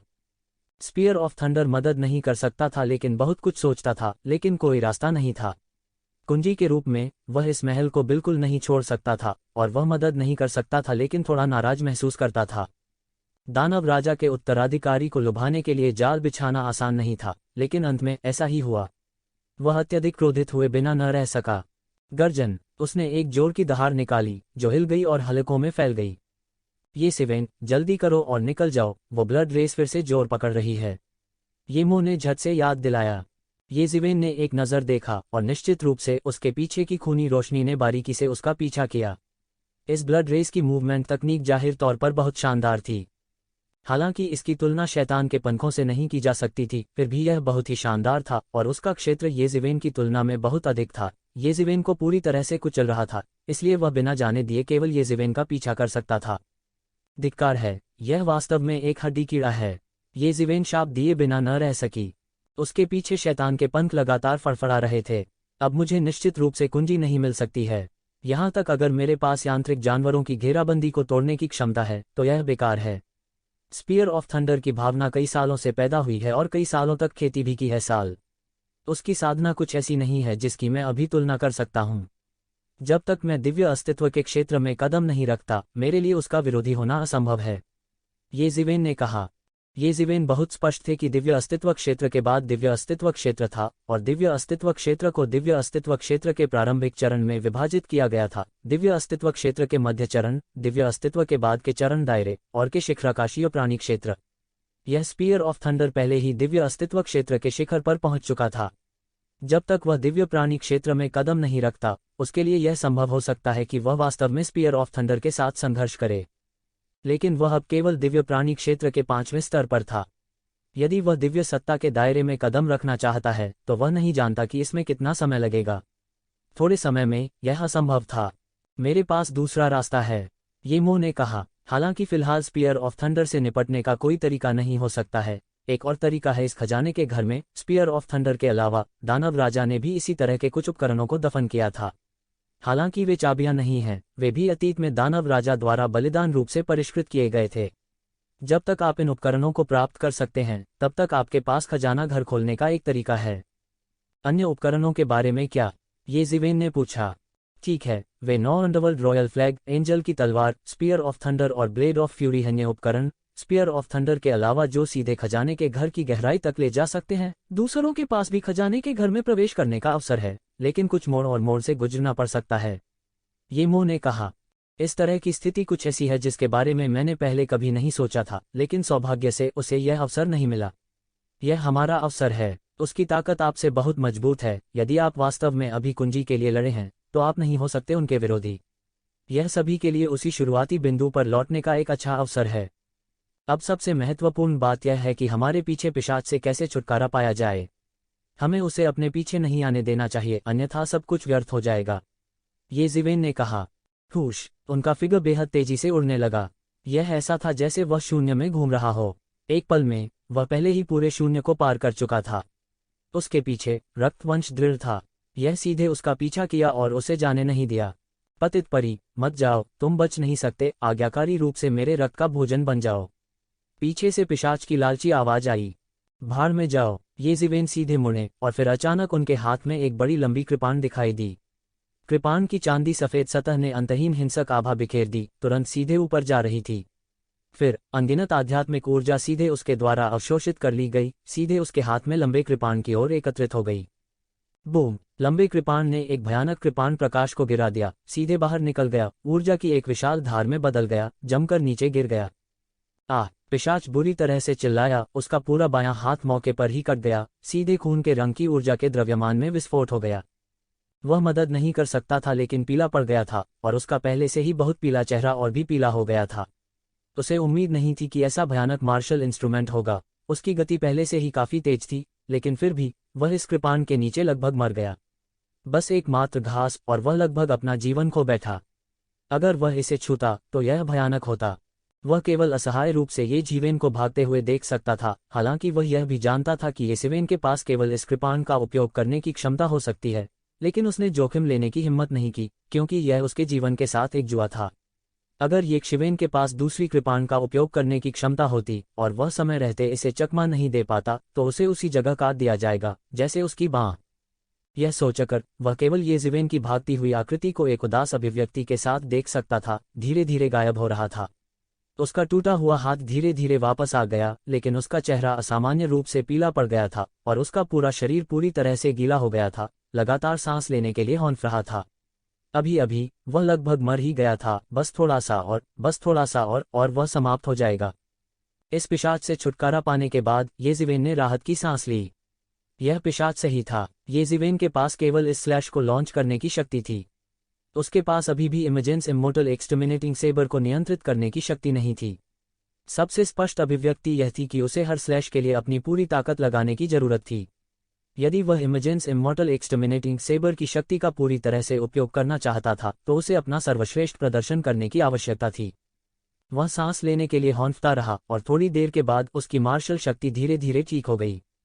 आइए पहले नॉर अंडरवर्ल्ड रॉयल फ्लैग की तलाश करें, येमो ने कहा। अंडरवर्ल्ड का शाही झंडा एक जादुई उपकरण है जिसे दानव सम्राट ने अंडरवर्ल्ड के शाही जल से दानव क्षेत्र की गहराई में परिष्कृत किया। यह बहुत शक्तिशाली है। अगर मुझे ठीक से याद है, अंडरवर्ल्ड का रॉयल फ्लैग अंडरवर्ल्ड के रॉयल वाटर में होना चाहिए। यह एक विशेष स्थान है जिसे दानव सम्राट ने विशेष रूप से बनाया है। ठीक है, तो चलो जल्दी करो। येजिवेन रुका नहीं और 9 अंडरवर्ल्ड रॉयल फ्लैग की दिशा में आगे बढ़ने लगा। येजिवेन ने पूरे आधे दिन के लिए उड़ान भरी। उसके बाद वह इस दुनिया के किनारे पर पहुंच गया। फिर येजिवेन ने एक विशाल समुद्र देखा। इस विशाल महासागर का समुद्री जल साधारण समुद्री जल नहीं था, इसने वास्तव में एक प्रकार की अंडरवर्ल्ड आभा का उत्सर्जन किया। हालांकि यह पाताल की नदी के पानी की तरह नहीं था जो लाशों की बदबू से भरा था। यह एक अजीबोगरीब सुगंध वाला तरल पदार्थ था। ये नॉर अंडरवर्ल्ड रॉयल वाटर होना चाहिए जिसका येमो ने उल्लेख किया है। तो जिवेन ने तुरंत संकोच नहीं किया और सीधे नॉर अंडरवर्ल्ड रॉयल वाटर में ड्रिल किया। जल्द ही येजिवेन पूरे 9 अंडरवर्ल्ड रॉयल वाटर के मुख्य क्षेत्र में आ गई। वहां उन्होंने 2 आकृतियां देखीं। उनमें से एक दानव युवा था जिसे उसने पहले देखा था, और दूसरी एक चमकदार पीले रंग की पोशाक पहने एक महिला थी। वह बेहद खूबसूरत थी और उसके पास एक बेहतरीन फिगर था। इस समय वह सीधी खड़ी थी। यूलियान, येमो का चेहरा थोड़ा बदल गया। उसे वास्तव में यह जगह मिली, लेकिन यह सामान्य है। चूंकि वह थंडर स्पीयर की तलाश करना जानता है, यह आश्चर्य की बात नहीं है कि वह इस जगह को जानता है। येजिवेन ने उस आदमी और औरत को देखा। हाँ, मैं पुष्टि कर सकता हूं कि आप वास्तव में दानव राजा के उत्तराधिकारी हैं, चमकीले पीले रंग की पोशाक में महिला ने कहा। यह सच्चाई है। आप थंडर स्पीयर की तरह नहीं हैं, जिसने पहले ही दानव भगवान को धोखा दे दिया है। जब मुझे खजाना मिल जाएगा तो मैं निश्चित रूप से उसे मौत से भी बदतर स्थिति में डाल दूंगा। मैं उसे विश्वासघात के परिणामों से अवगत कराऊंगा, उसने गुस्से में कहा। जाहिर है, उसे थंडरस्टॉर्म स्पीयर द्वारा बरगलाया गया था। उसके दिल का गुस्सा आसमान से जल सकता था। जब तक आप अपना वादा निभाने को तैयार हैं, मेरे इससे सहमत होने में कोई बुराई नहीं है, पीले वस्त्र वाली महिला ने कहा। कोई बात नहीं, हालांकि आप एक अच्छे जादू के उपकरण हैं, लेकिन जब तक मुझे दानव राजा का दिव्य खजाना मिल सकता है, यह कुछ भी नहीं होगा। मैं कसम खाता हूं, जब तक मैं दानव राजा के दिव्य खजाने को प्राप्त कर सकता हूं, मैं तुम्हें बाहर निकाल दूंगा और तुम्हें मुक्त कर दूंगा। इतने सालों के लिए आपके पास ये काले दिन काफी हैं, युवा शैतान ने आत्मविश्वास से कहा। पीले वस्त्र वाली महिला ने सिर हिलाया। वह बता सकती थी कि यह शैतान युवक उससे झूठ नहीं बोलता था और उसे उससे झूठ बोलने की कोई आवश्यकता नहीं थी। दानव राजा के दैवीय खजाने को प्राप्त करना सब कुछ प्राप्त करने के बराबर था। भविष्य में वह उल्कापिंड सफलता प्राप्त करने में सक्षम होगा। लेकिन क्या आप वास्तव में इसके बारे में सोचना नहीं चाहते हैं? दानव राजा के उत्तराधिकारी के रूप में मैं निश्चित रूप से भविष्य में दानव राजा की सर्वोच्च प्रतिष्ठा को बहाल करूंगा और यहां तक दांव को साबित करने की आशा भी रखूंगा। यदि तुम मेरा अनुसरण करोगे तो तुम भविष्य में अवश्य ही देवता बन सकोगे। क्या यह आर्टिफैक्ट स्पिरिट के रास्ते पर आपके संघर्ष करने से कहीं बेहतर नहीं है? युवा शैतान उसे लुभाता रहा। हालांकि यदि वह दानव राजा का दिव्य खजाना प्राप्त कर लेता तो अनगिनत अच्छी चीजें होती और उसे उसकी आवश्यकता नहीं होती, लेकिन अगर उसे उसकी मदद मिल जाती तो इसमें कोई संदेह नहीं था कि उसके पास एक बहुत शक्तिशाली सहायक होगा। नहीं, यह काफी है। मैंने युद्ध के लिए दानव राजा का पहले ही पीछा कर लिया है। भले ही आप भविष्य में दानव राजा बन जाएं, आप क्या कर सकते हैं? पीले कपड़े पहने महिला ने आह भरते हुए कहा। तो चलो इसे इस तरह से करते हैं। मैं ऐसा व्यक्ति नहीं हूं जो दूसरों को उनकी इच्छा के विरुद्ध कुछ करने के लिए मजबूर करेगा, लेकिन इससे पहले कि मैं खजाना प्राप्त करूं, आपको मेरा अनुसरण करना चाहिए। युवा शैतान ने कहा। कोई बात नहीं, पीले वस्त्र वाली महिला ने कहा। अभी मैं केवल थंडर स्पीयर और आपके ठिकाने को जानता हूं, लेकिन मुझे बेसिक ब्लेड और एंजल तलवार के ठिकाने के बारे में नहीं पता है। मुझे आपका मार्गदर्शन करने की आवश्यकता है। युवा शैतान ने कहा। यह कोई समस्या नहीं है, लेकिन आप दानव राजा के उत्तराधिकारी हैं। यदि आप ध्यान से इसे महसूस करते हैं तो आपको अभी भी इसे महसूस करने में सक्षम होना चाहिए। पीले वस्त्र वाली महिला ने कहा। ये ज़िवेन के हाव भाव बदल गए। इस समय वह पूरी तरह से समझ गया था कि यह महिला कोई और नहीं बल्कि 9 अंडरवर्ल्ड रॉयल फ्लैग की आत्मा थी। तो चलिए और इस मामले को जल्द से जल्द सुलझा लेते हैं।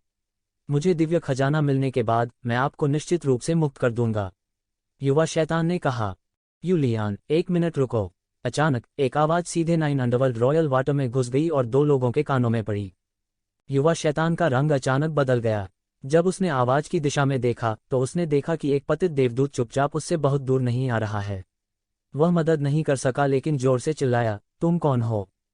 ये मुंह का फिगर दिखाई दिया, लेकिन उसने युवा शैतान की बिल्कुल भी परवाह नहीं की। उसने जोर से कहा, लियान, मूर्ख मत बनो, वह नकली है, असली नहीं है। यदि तुम उस पर विश्वास करते हो तो तुम मूर्ख बनोगे। तुम। पीले कपड़े वाली महिला की खूबसूरत आंखें चौड़ी हो गईं, जैसे उसे येमो के रूप पर बिल्कुल भी विश्वास नहीं हो रहा था। भगवान, तुम अभी भी जीवित हो। उसे विश्वास नहीं हो रहा था, मानो वह नकली हो। हालांकि येमो ने अपना रूप बदल लिया था, लेकिन वह उस आभा को कभी नहीं भूल पाएगी। बेशक मैं अभी भी जिंदा हूं, येमो ने खराब मूड में कहा। इस बच्चे को जल्दी से रोको। वह दानव राजा का नकली उत्तराधिकारी है। मुझे नहीं पता कि उसे यहाँ खबर कहाँ से मिली, लेकिन वह वास्तव में यहाँ लोगों को ठगने आया था। येमो की बातें सुनकर पीले कपड़े वाली महिला यूलियान की आंखें अचानक उग्र हो गईं। उसने युवा शैतान को उग्र भाव से देखा। एक वह जूनियर थी जिससे वह कभी नहीं मिली थी, और दूसरी एक वयस्क थी जिसे वह अनगिनत वर्षों से जानती थी। यह एक नज़र में लगभग स्पष्ट था कि वह किस पर विश्वास करती थी। बकवास, निश्चित रूप से मैं दानव राजा का एकमात्र उत्तराधिकारी हूँ। युवा शैतान को अचानक मूर्ख बनने का एहसास हुआ। वह स्पष्ट रूप से एक क्रॉस पीढ़ी के शिष्य दानव राजा के उत्तराधिकारी थे। यह नकली कैसे हो सकता है? यह बहुत ही हास्यास्पद था। यह व्यक्ति कौन था? 9 अंडरवर्ल्ड्स रॉयल फ्लैग की भावना को यह विश्वास दिलाने के लिए कि वह दानव राजा का उत्तराधिकारी था, उसने कितना बर्बाद किया। इस व्यक्ति के सिर्फ एक वाक्य के साथ 9 अंडरवर्ल्ड रॉयल फ्लैग की आत्मा, जिसने पहले से ही उसकी पहचान की पुष्टि कर दी थी, अचानक उसकी बातों पर संदेह करने लगी। जिस बात ने उसे सबसे हास्यास्पद महसूस कराया वह यह थी कि वह स्पष्ट रूप से असली था। धिक्कार है, क्या चल रहा था? आप इस चाचा के सामने ढोंग करने की हिम्मत करते हैं? ये मुंह क्रोधित दिखे। दानव राजा के उत्तराधिकारी के रूप में आप डेविल विंग्स को भी नहीं जानते हैं, और यह एक अधूरा संस्करण है। मुझे नहीं पता कि आपने इसे कहां से सीखा, लेकिन आप यहां लोगों को ठगना चाहते हैं। आप वास्तव में मौत को दावत दे रहे हैं। आपको कैसे मालूम? युवा शैतान अचानक चौंक गया। उसे वास्तव में डेविल विंग्स की पूरी साधना पद्धति नहीं मिली। वास्तव में उसे दानव राजा की विरासत का केवल एक हिस्सा मिला था। दूसरे शब्दों में, उसे जो विरासत मिली थी वह वास्तव में दानव राजा द्वारा छोड़ी गई विरासत का एक छोटा सा हिस्सा थी। वह एक उपन्यास के नायक की तरह था, हर जगह दानव राजा की विरासत की तलाश कर रहा था, और धीरे धीरे वह दानव राजा की पूरी विरासत पाने में सक्षम हो गया। यदि ये ज़िवेन नहीं होता तो वह दानव राजा का सबसे रूढ़िवादी उत्तराधिकारी होता। हालांकि उसकी मुलाकात ये ज़िवेन से हुई और उसने सीधे सभी कदमों को छोड़ दिया और त्यान्युवान दर्पण प्राप्त कर लिया। फिर ये मोह की मदद से यह उसकी बहुत मेहनत बचाने के बराबर था। वह अब डेविल विंग्स का पूरा संस्करण खोजने के लिए संघर्ष कर रहा था। ये ज़िवेन 100 से अधिक वर्षों से इसका अभ्यास कर रही थी। अगर उसे इस बारे में पता होता तो शायद वह तब तक रोता जब तक कि वह अंधा नहीं हो जाता। लोग एक दूसरे से इतने अलग कैसे हो सकते हैं? यह सच है कि अलग अलग लोगों की किस्मत अलग अलग होती है। यह अनुमान लगाया गया था कि वह मौत के लिए उदास होगा। यह अपने आप में एक बहुत ही सामान्य बात है, क्योंकि आप दानव राजा के उत्तराधिकारी नहीं हैं, इसलिए आपको डेविल विंग्स की पूरी साधना पद्धति नहीं मिल सकती है। ये ज़िवेन ने भी आगे बढ़कर कहा। ये ज़िवेन और येमो के शब्दों के साथ, यूलियान ने युवा शैतान की आंखों को अधिक से अधिक अमित्रता से देखा। युवा शैतान शायद तुम्हारी बहन को श्राप देना चाहता था। वह स्पष्ट रूप से दानव राजा का प्रामाणिक उत्तराधिकारी था, लेकिन अब उस पर नकली होने का झूठा आरोप लगाया जा रहा था। वास्तव में यह सच था या नहीं, वह इसके बारे में सबसे स्पष्ट था, लेकिन कोई दूसरा रास्ता नहीं था।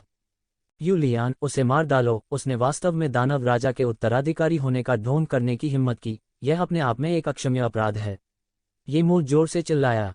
अक्षम्य। लियान के शरीर पर आभा धीरे धीरे बढ़ी। उसके लिए दानव राजा का उत्तराधिकारी होने का ढोंग करने से बढ़कर कोई घृणित अपराध नहीं था। अरे, मैं दानव राजा का वास्तविक उत्तराधिकारी हूँ। आपने भी एक क्षण पहले मेरी परीक्षा ली है, और मैं जिस साधना पद्धति का अभ्यास करता हूँ वह वास्तव में दानव राजा का प्रामाणिक उत्तराधिकारी है ना? युवा शैतान मदद नहीं कर सकता था, लेकिन उदास तरीके से यूलियान को देखता था और कहा, यह महिला बहुत चंचल थी। आप उसे जानते भी नहीं हैं, और आपके पास यह कहने की हिम्मत है कि आप दानव राजा के उत्तराधिकारी हैं। लियान के शरीर पर आभा अधिक से अधिक शक्तिशाली हो गई, और पूरे 9 अंडरवर्ल्ड सम्राट जल बेहोश हो गए। यह भगवान कहते हैं कि आप नकली हैं, तो आप नकली हैं, और यहाँ तक अगर आप असली हैं, तो आप हैं अभी भी एक नकली। यह कैसे संभव है? मैं उसकी बातों पर कैसे विश्वास कर सकता हूँ, और उसके शब्द किस आधार पर निर्धारित कर सकते हैं कि मैं असली हूँ या नकली? युवा शैतान ने गुस्से में असंतोष के साथ कहा, क्योंकि यह भगवान ही एकमात्र व्यक्ति है जो यह निर्धारित कर सकता है कि आप असली हैं या नकली हैं, और वह कहता है कि आप नकली हैं, तो आप नकली हैं। यूलियान ने कहा, क्यों? मुझे विश्वास नहीं होता।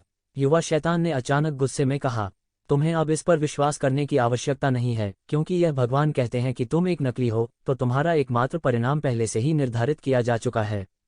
लियान ने युवा शैतान की ओर रुखाई से देखा और कहा, अब तुम्हें इस पर विश्वास करने की आवश्यकता नहीं है। चूंकि उस भगवान ने कहा है कि तुम नकली हो, तो तुम्हारा भाग्य ही निश्चित हो गया है। लियान ने राक्षस युवक की ओर ठंडी दृष्टि से देखा और कहा, क्या तुम मुझसे मजाक कर रहे हो? मुझे अपनी प्रामाणिकता का न्याय करने के लिए दूसरों की आवश्यकता नहीं है। दानव युवा अचानक उग्र हो गए। आपने हिंसक थंडर भाले की तरह दानव राजा को धोखा दिया। आपको दंडित किया जाएगा। क्या सजा? मुझे लगता है कि तुम पागल हो। तुम मुझे सजा देना चाहते हो। लियान ने उपहास किया और अपना सफेद हाथ उठाया। अचानक आसपास के 9 अंडरवर्ल्ड रॉयल वाटर गड़गड़ाहट करने लगे। तुरंत डेविल रेस के युवक ने अपने शरीर में एक भयानक दबाव महसूस किया जो उसके शरीर को कुचल रहा था। लगभग तुरंत ही उसके शरीर की शक्ति दब गई। यह बेहद भयानक था। हालांकि यह वायलेंट थंडर स्पीयर जितना शक्तिशाली नहीं था, लेकिन यह उससे कहीं अधिक अत्याचारी था। धत्तेरी की। इस समय दानव युवाओं को एक भयानक खतरा महसूस हुआ। चूंकि उन्होंने दानव राजा की विरासत प्राप्त की थी, इसलिए यह कहा जा सकता है कि उनकी यात्रा सुगम थी। जबकि अन्य प्रतिभाएं अभी भी संघर्ष कर रही थीं, वह पहले ही सेलेस्टियल बीइंग रियलम के माध्यम से टूट गया था। उनकी उम्र के साथ यह सभी नायकों के प्रति तिरस्कार दिखाने के लिए पर्याप्त था। क्या शीर्ष प्रतिभाएं? क्या दानव भगवान की रक्तरेखा? उनकी नज़र में वे कुछ भी नहीं थे। उन्हें विश्वास था कि वह भविष्य में अपने दांव को साबित करने में सक्षम होंगे, लेकिन अब उन्हें बार बार झटका लगा था। इसने उसे एक जीनियस, जिसकी यात्रा सहज थी, बेहद असहज महसूस किया, क्योंकि वह हमेशा हर प्रयास में सफल रहा था। कभी ऐसा समय नहीं आया था जब चीजें गलत हुई हों। बूम! उसका शरीर शक्तिशाली राक्षसी ऊर्जा से प्रस्फुटित हुआ। एक पल में 9 अंडरवर्ल्ड रॉयल वाटर को 3 फीट पीछे धकेल दिया गया, लेकिन इसे केवल 3 फीट पीछे धकेला गया। इस जगह पर उनका स्वतंत्र रूप से आना जाना भी दूभर हो गया था। गर्जन! उसने एक बड़ी दहाड़ निकाली। उसके पीछे की राक्षसी ऊर्जा सीधे आकाश में उड़ गई। यह वास्तव में एक विशाल दानव छाया में संघनित हुआ। वह शाही पोशाक पहने हुए था और राजा की तरह लग रहा था। यह दानव राजा का प्रेत था। उन्होंने सीधे इसे शून्य से संघनित किया। इस दृष्टिकोण से यह देखा जा सकता है कि वह वास्तव में दानव राजा का प्रत्यक्ष वंशज था। ये ज़िवेन के पास भी इस तरह के साधन नहीं थे, क्योंकि एक व्यक्ति एक शैतान की छवि को सघन करने में सक्षम था, और यह पूरी तरह से उस मार्शल आर्ट पर निर्भर करता था जिसका वह अभ्यास करता था। ये जिवेन ने वास्तव में शैतान भगवान के कई मार्शल आर्ट्स का अभ्यास नहीं किया था, इसलिए उसके लिए शैतान भगवान की छाया को कम करना असंभव था। डेविल रेस का यह युवक डेविल मोनार्क के प्रेत को संघनित करना चाहता था और नीदरलैंड के रॉयल वाटर के कुचलने से जबरन मुक्त होना चाहता था। हम्फ, आपलियान ने ठंडेपन से सूंघा और अपने हाथ से एक सील दबा दी। पूरा 9 अंडरवर्ल्ड रॉयल वाटर धीरे धीरे घूमने लगा। एक पल में यह एक विशाल स्पिरिट एरे में बदल गया। यह एक विशाल स्पिरिट एरे था। उसकी ताकत डेविल रेस के युवाओं से कहीं अधिक मजबूत थी। यह कहने की बात नहीं है कि उसने स्पिरिट एरे की शक्ति उधार ली थी, जिससे वह और भी अधिक अत्याचारी हो गई थी। टकरा जाना। पानी की एक धारा ने एक विशाल धारा बनाई और भयंकर रूप से फूट पड़ी। युवा शैतान ने जल्दी से ब्लॉक करने के लिए अपना हाथ उठाया, लेकिन पानी की भयानक धार एक के बाद एक उसके बचाव में टूट गई, सीधे उसके शरीर पर बमबारी की। टकराना। उसके पूरे शरीर को उड़ा दिया गया था और वह हेड्स रॉयल वाटर में लगातार पीछे हट गया। उसने मुंह भर खून उगल दिया और अविश्वास और अनिच्छा से तुम लियान की ओर देखा। दानव भगवान द्वारा छोड़े गए जादुई उपकरण वास्तव में पिछले की तुलना में अधिक असामान्य थे। टकरा जाना, टकरा जाना, टकरा जाना। एक जोर की गड़गड़ाहट सुनाई दी और पानी की असंख्य धाराएं निकलीं। वे असंख्य जल गुण सिद्धांतों के साथ उलझे हुए थे और जोर से गड़गड़ाहट की आवाज के साथ बाहर निकल गए। ऐसा लग रहा था मानो दुनिया ही टुकड़े टुकड़े हो जाएगी। इस डेविल रेस के युवा ने तुरंत अपने शैतान पंख फैलाए और बाईं और दाईं ओर चकमा दिया। उसके शैतान पंख केवल एक अपूर्ण संस्करण थे, हालांकि यह केवल पूर्ण संस्करण के लिए था जिसे यक्षिवेन ने विकसित किया था। वास्तव में यह अभी भी अन्य लोगों के लिए बहुत अत्याचारी था। शुआ, शुआ, शुआ। उनकी आकृति आकाश में चकमा देती रही और अधिकांश जलधाराओं से बचने में सफल रही। हालांकि ये टोरेंट बहुत घने थे, इसलिए उनके लिए उन सभी से बचना असंभव था, भले ही वह उनमें से बहुत से बचने में कामयाब रहे। टकराना। पानी की एक धार उसकी छाती पर फूट पड़ी और भयानक बल उसकी छाती में घुस गया और एक चौंकाने वाला खूनी छेद छोड़ गया। उसकी मौके पर ही लगभग मौत हो चुकी थी। यूलियान का दायरा इस डेविल रेस के युवाओं की तुलना में बहुत अधिक अत्याचारी था, इसलिए सबसे सरल चाल भी उसे गंभीर चोट पहुंचाने के लिए पर्याप्त थी। गर्जन। वह क्रोध से दहाड़ता रहा। उसका पूरा शरीर पूरी तरह से विकृत लग रहा था और उसमें से अनंत शक्ति बह निकली। उसके पीछे शैतान राजा की बची हुई छाया भी जल रही थी। उसकी शक्ति अचानक बहुत बढ़ गई थी और वह तुरंत उस महान गठन से टूट गया जिसे 9वें अंडरवर्ल्ड सम्राट वाटर द्वारा संघनित किया गया था। फिर उसकी आकृति काली बिजली की तरह झिलमिला उठी। तुम जाना चाहते हो? यहीं रुको, यूलियान ने ठंडेपन से सूंघा। फिर 9वें अंडरवर्ल्ड सम्राट वाटर द्वारा बनाए गए एक बड़े हाथ ने शून्य को पकड़ लिया और शून्य में एक अंतहीन निर्वात बनाया। हालांकि यह हर बार थोड़ा धीमा था। आखिरकार उसके और उस डेविल रेस के युवा के बीच गति में कुछ असमानता थी, जिसके शैतान पंख थे। इसके अलावा क्षेत्र का लाभ गति के लाभ को पूरी तरह समाप्त नहीं कर सका। धत्तेरी की। यूलियान के फिगर में सीधे उछाल आया। एक मछली की तरह वह 9वें अंडरवर्ल्ड सम्राट जल के माध्यम से चली गई और तुरंत पानी की सतह तक पहुंच गई। हालांकि यह बेकार था। डेविल रेस यूथ अभी भी एक कदम तेज था। 9वें पाताल सम्राट जल के नियंत्रण से बाहर होने के बाद उसकी गति और भी तेज हो गई। लगभग एक झटके में वह पहले ही बिना किसी निशान के गायब हो गया था। इस समय यक्षिवेन भी दौड़कर बाहर आ गई थी। उसने अभी दोनों के बीच युद्ध में हस्तक्षेप नहीं किया। यह दिव्य प्राणियों के बीच एक लड़ाई थी। यह ऐसा कुछ नहीं था जो वह बिल्कुल हस्तक्षेप कर सके। भले ही वह डेविल रेस युवा थंडर स्पीयर और 9वें अंडरवर्ल्ड सम्राट ध्वज के लिए एक मैच नहीं था, फिर भी वह दिव्य प्राणियों का एक वास्तविक अस्तित्व था। वो अब भी ऐसा नहीं था जिससे यक्षिवेन अब निपट सके। धत्तेरी की। तुम लियान ने उसका पीछा नहीं किया। 9वें अंडरवर्ल्ड सम्राट जल में उसके लाभ को अधिकतम किया जा सकता था। एक वास्तविक लड़ाई में भी उसकी गति शैतान के पंखों से कम नहीं थी। क्योंकि वह 9वें अंडरवर्ल्ड सम्राट जल में पैदा हुई थी, उसे जल आत्मा कहा जा सकता है। 9वें अंडरवर्ल्ड सम्राट जल में वह पानी में मछली की तरह स्वाभाविक रूप से अतुलनीय थी। हालांकि एक बार 9वें अंडरवर्ल्ड सम्राट वाटर से बाहर आने के बाद उसके लिए शैतान के पंखों को पकड़ना मुश्किल था। अगर शैतान के पंखों को इतनी आसानी से पकड़ा जा सकता तो ये जिवेन अनगिनत बार मर जाती। हालांकि एक शिवेन पकड़ सकता था, अगर वह पकड़ भी लेता था तो वह उस डेविल रेस के युवाओं के लिए उपयुक्त नहीं था। मुझे खेद है भगवान, मैंने उसे नहीं रोका। मुझे उम्मीद नहीं थी कि वह ऐसी गुप्त तकनीक का उपयोग करेगा। तुम लियान ने ये मुंह को देखा और कहा। उसकी सुंदर आंखों में एक अजीब सी सज्जनता झलक रही थी, जैसे एक पत्नी अपने पति को बहुत दिनों से घर न लौटने पर देख रही हो। इसे भूल जाओ, उसने इस गुप्त तकनीक का इस्तेमाल किया। अल्पावधि में वह मूल रूप से एक बेकार व्यक्ति है।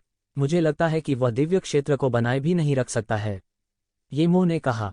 ये जिवेन ने यह नहीं पूछा कि यह कौन सी गुप्त तकनीक थी। उसे यह जानने के लिए सोचने की जरूरत नहीं थी कि यह किसी प्रकार की आत्मविकृति गुप्त तकनीक होनी चाहिए।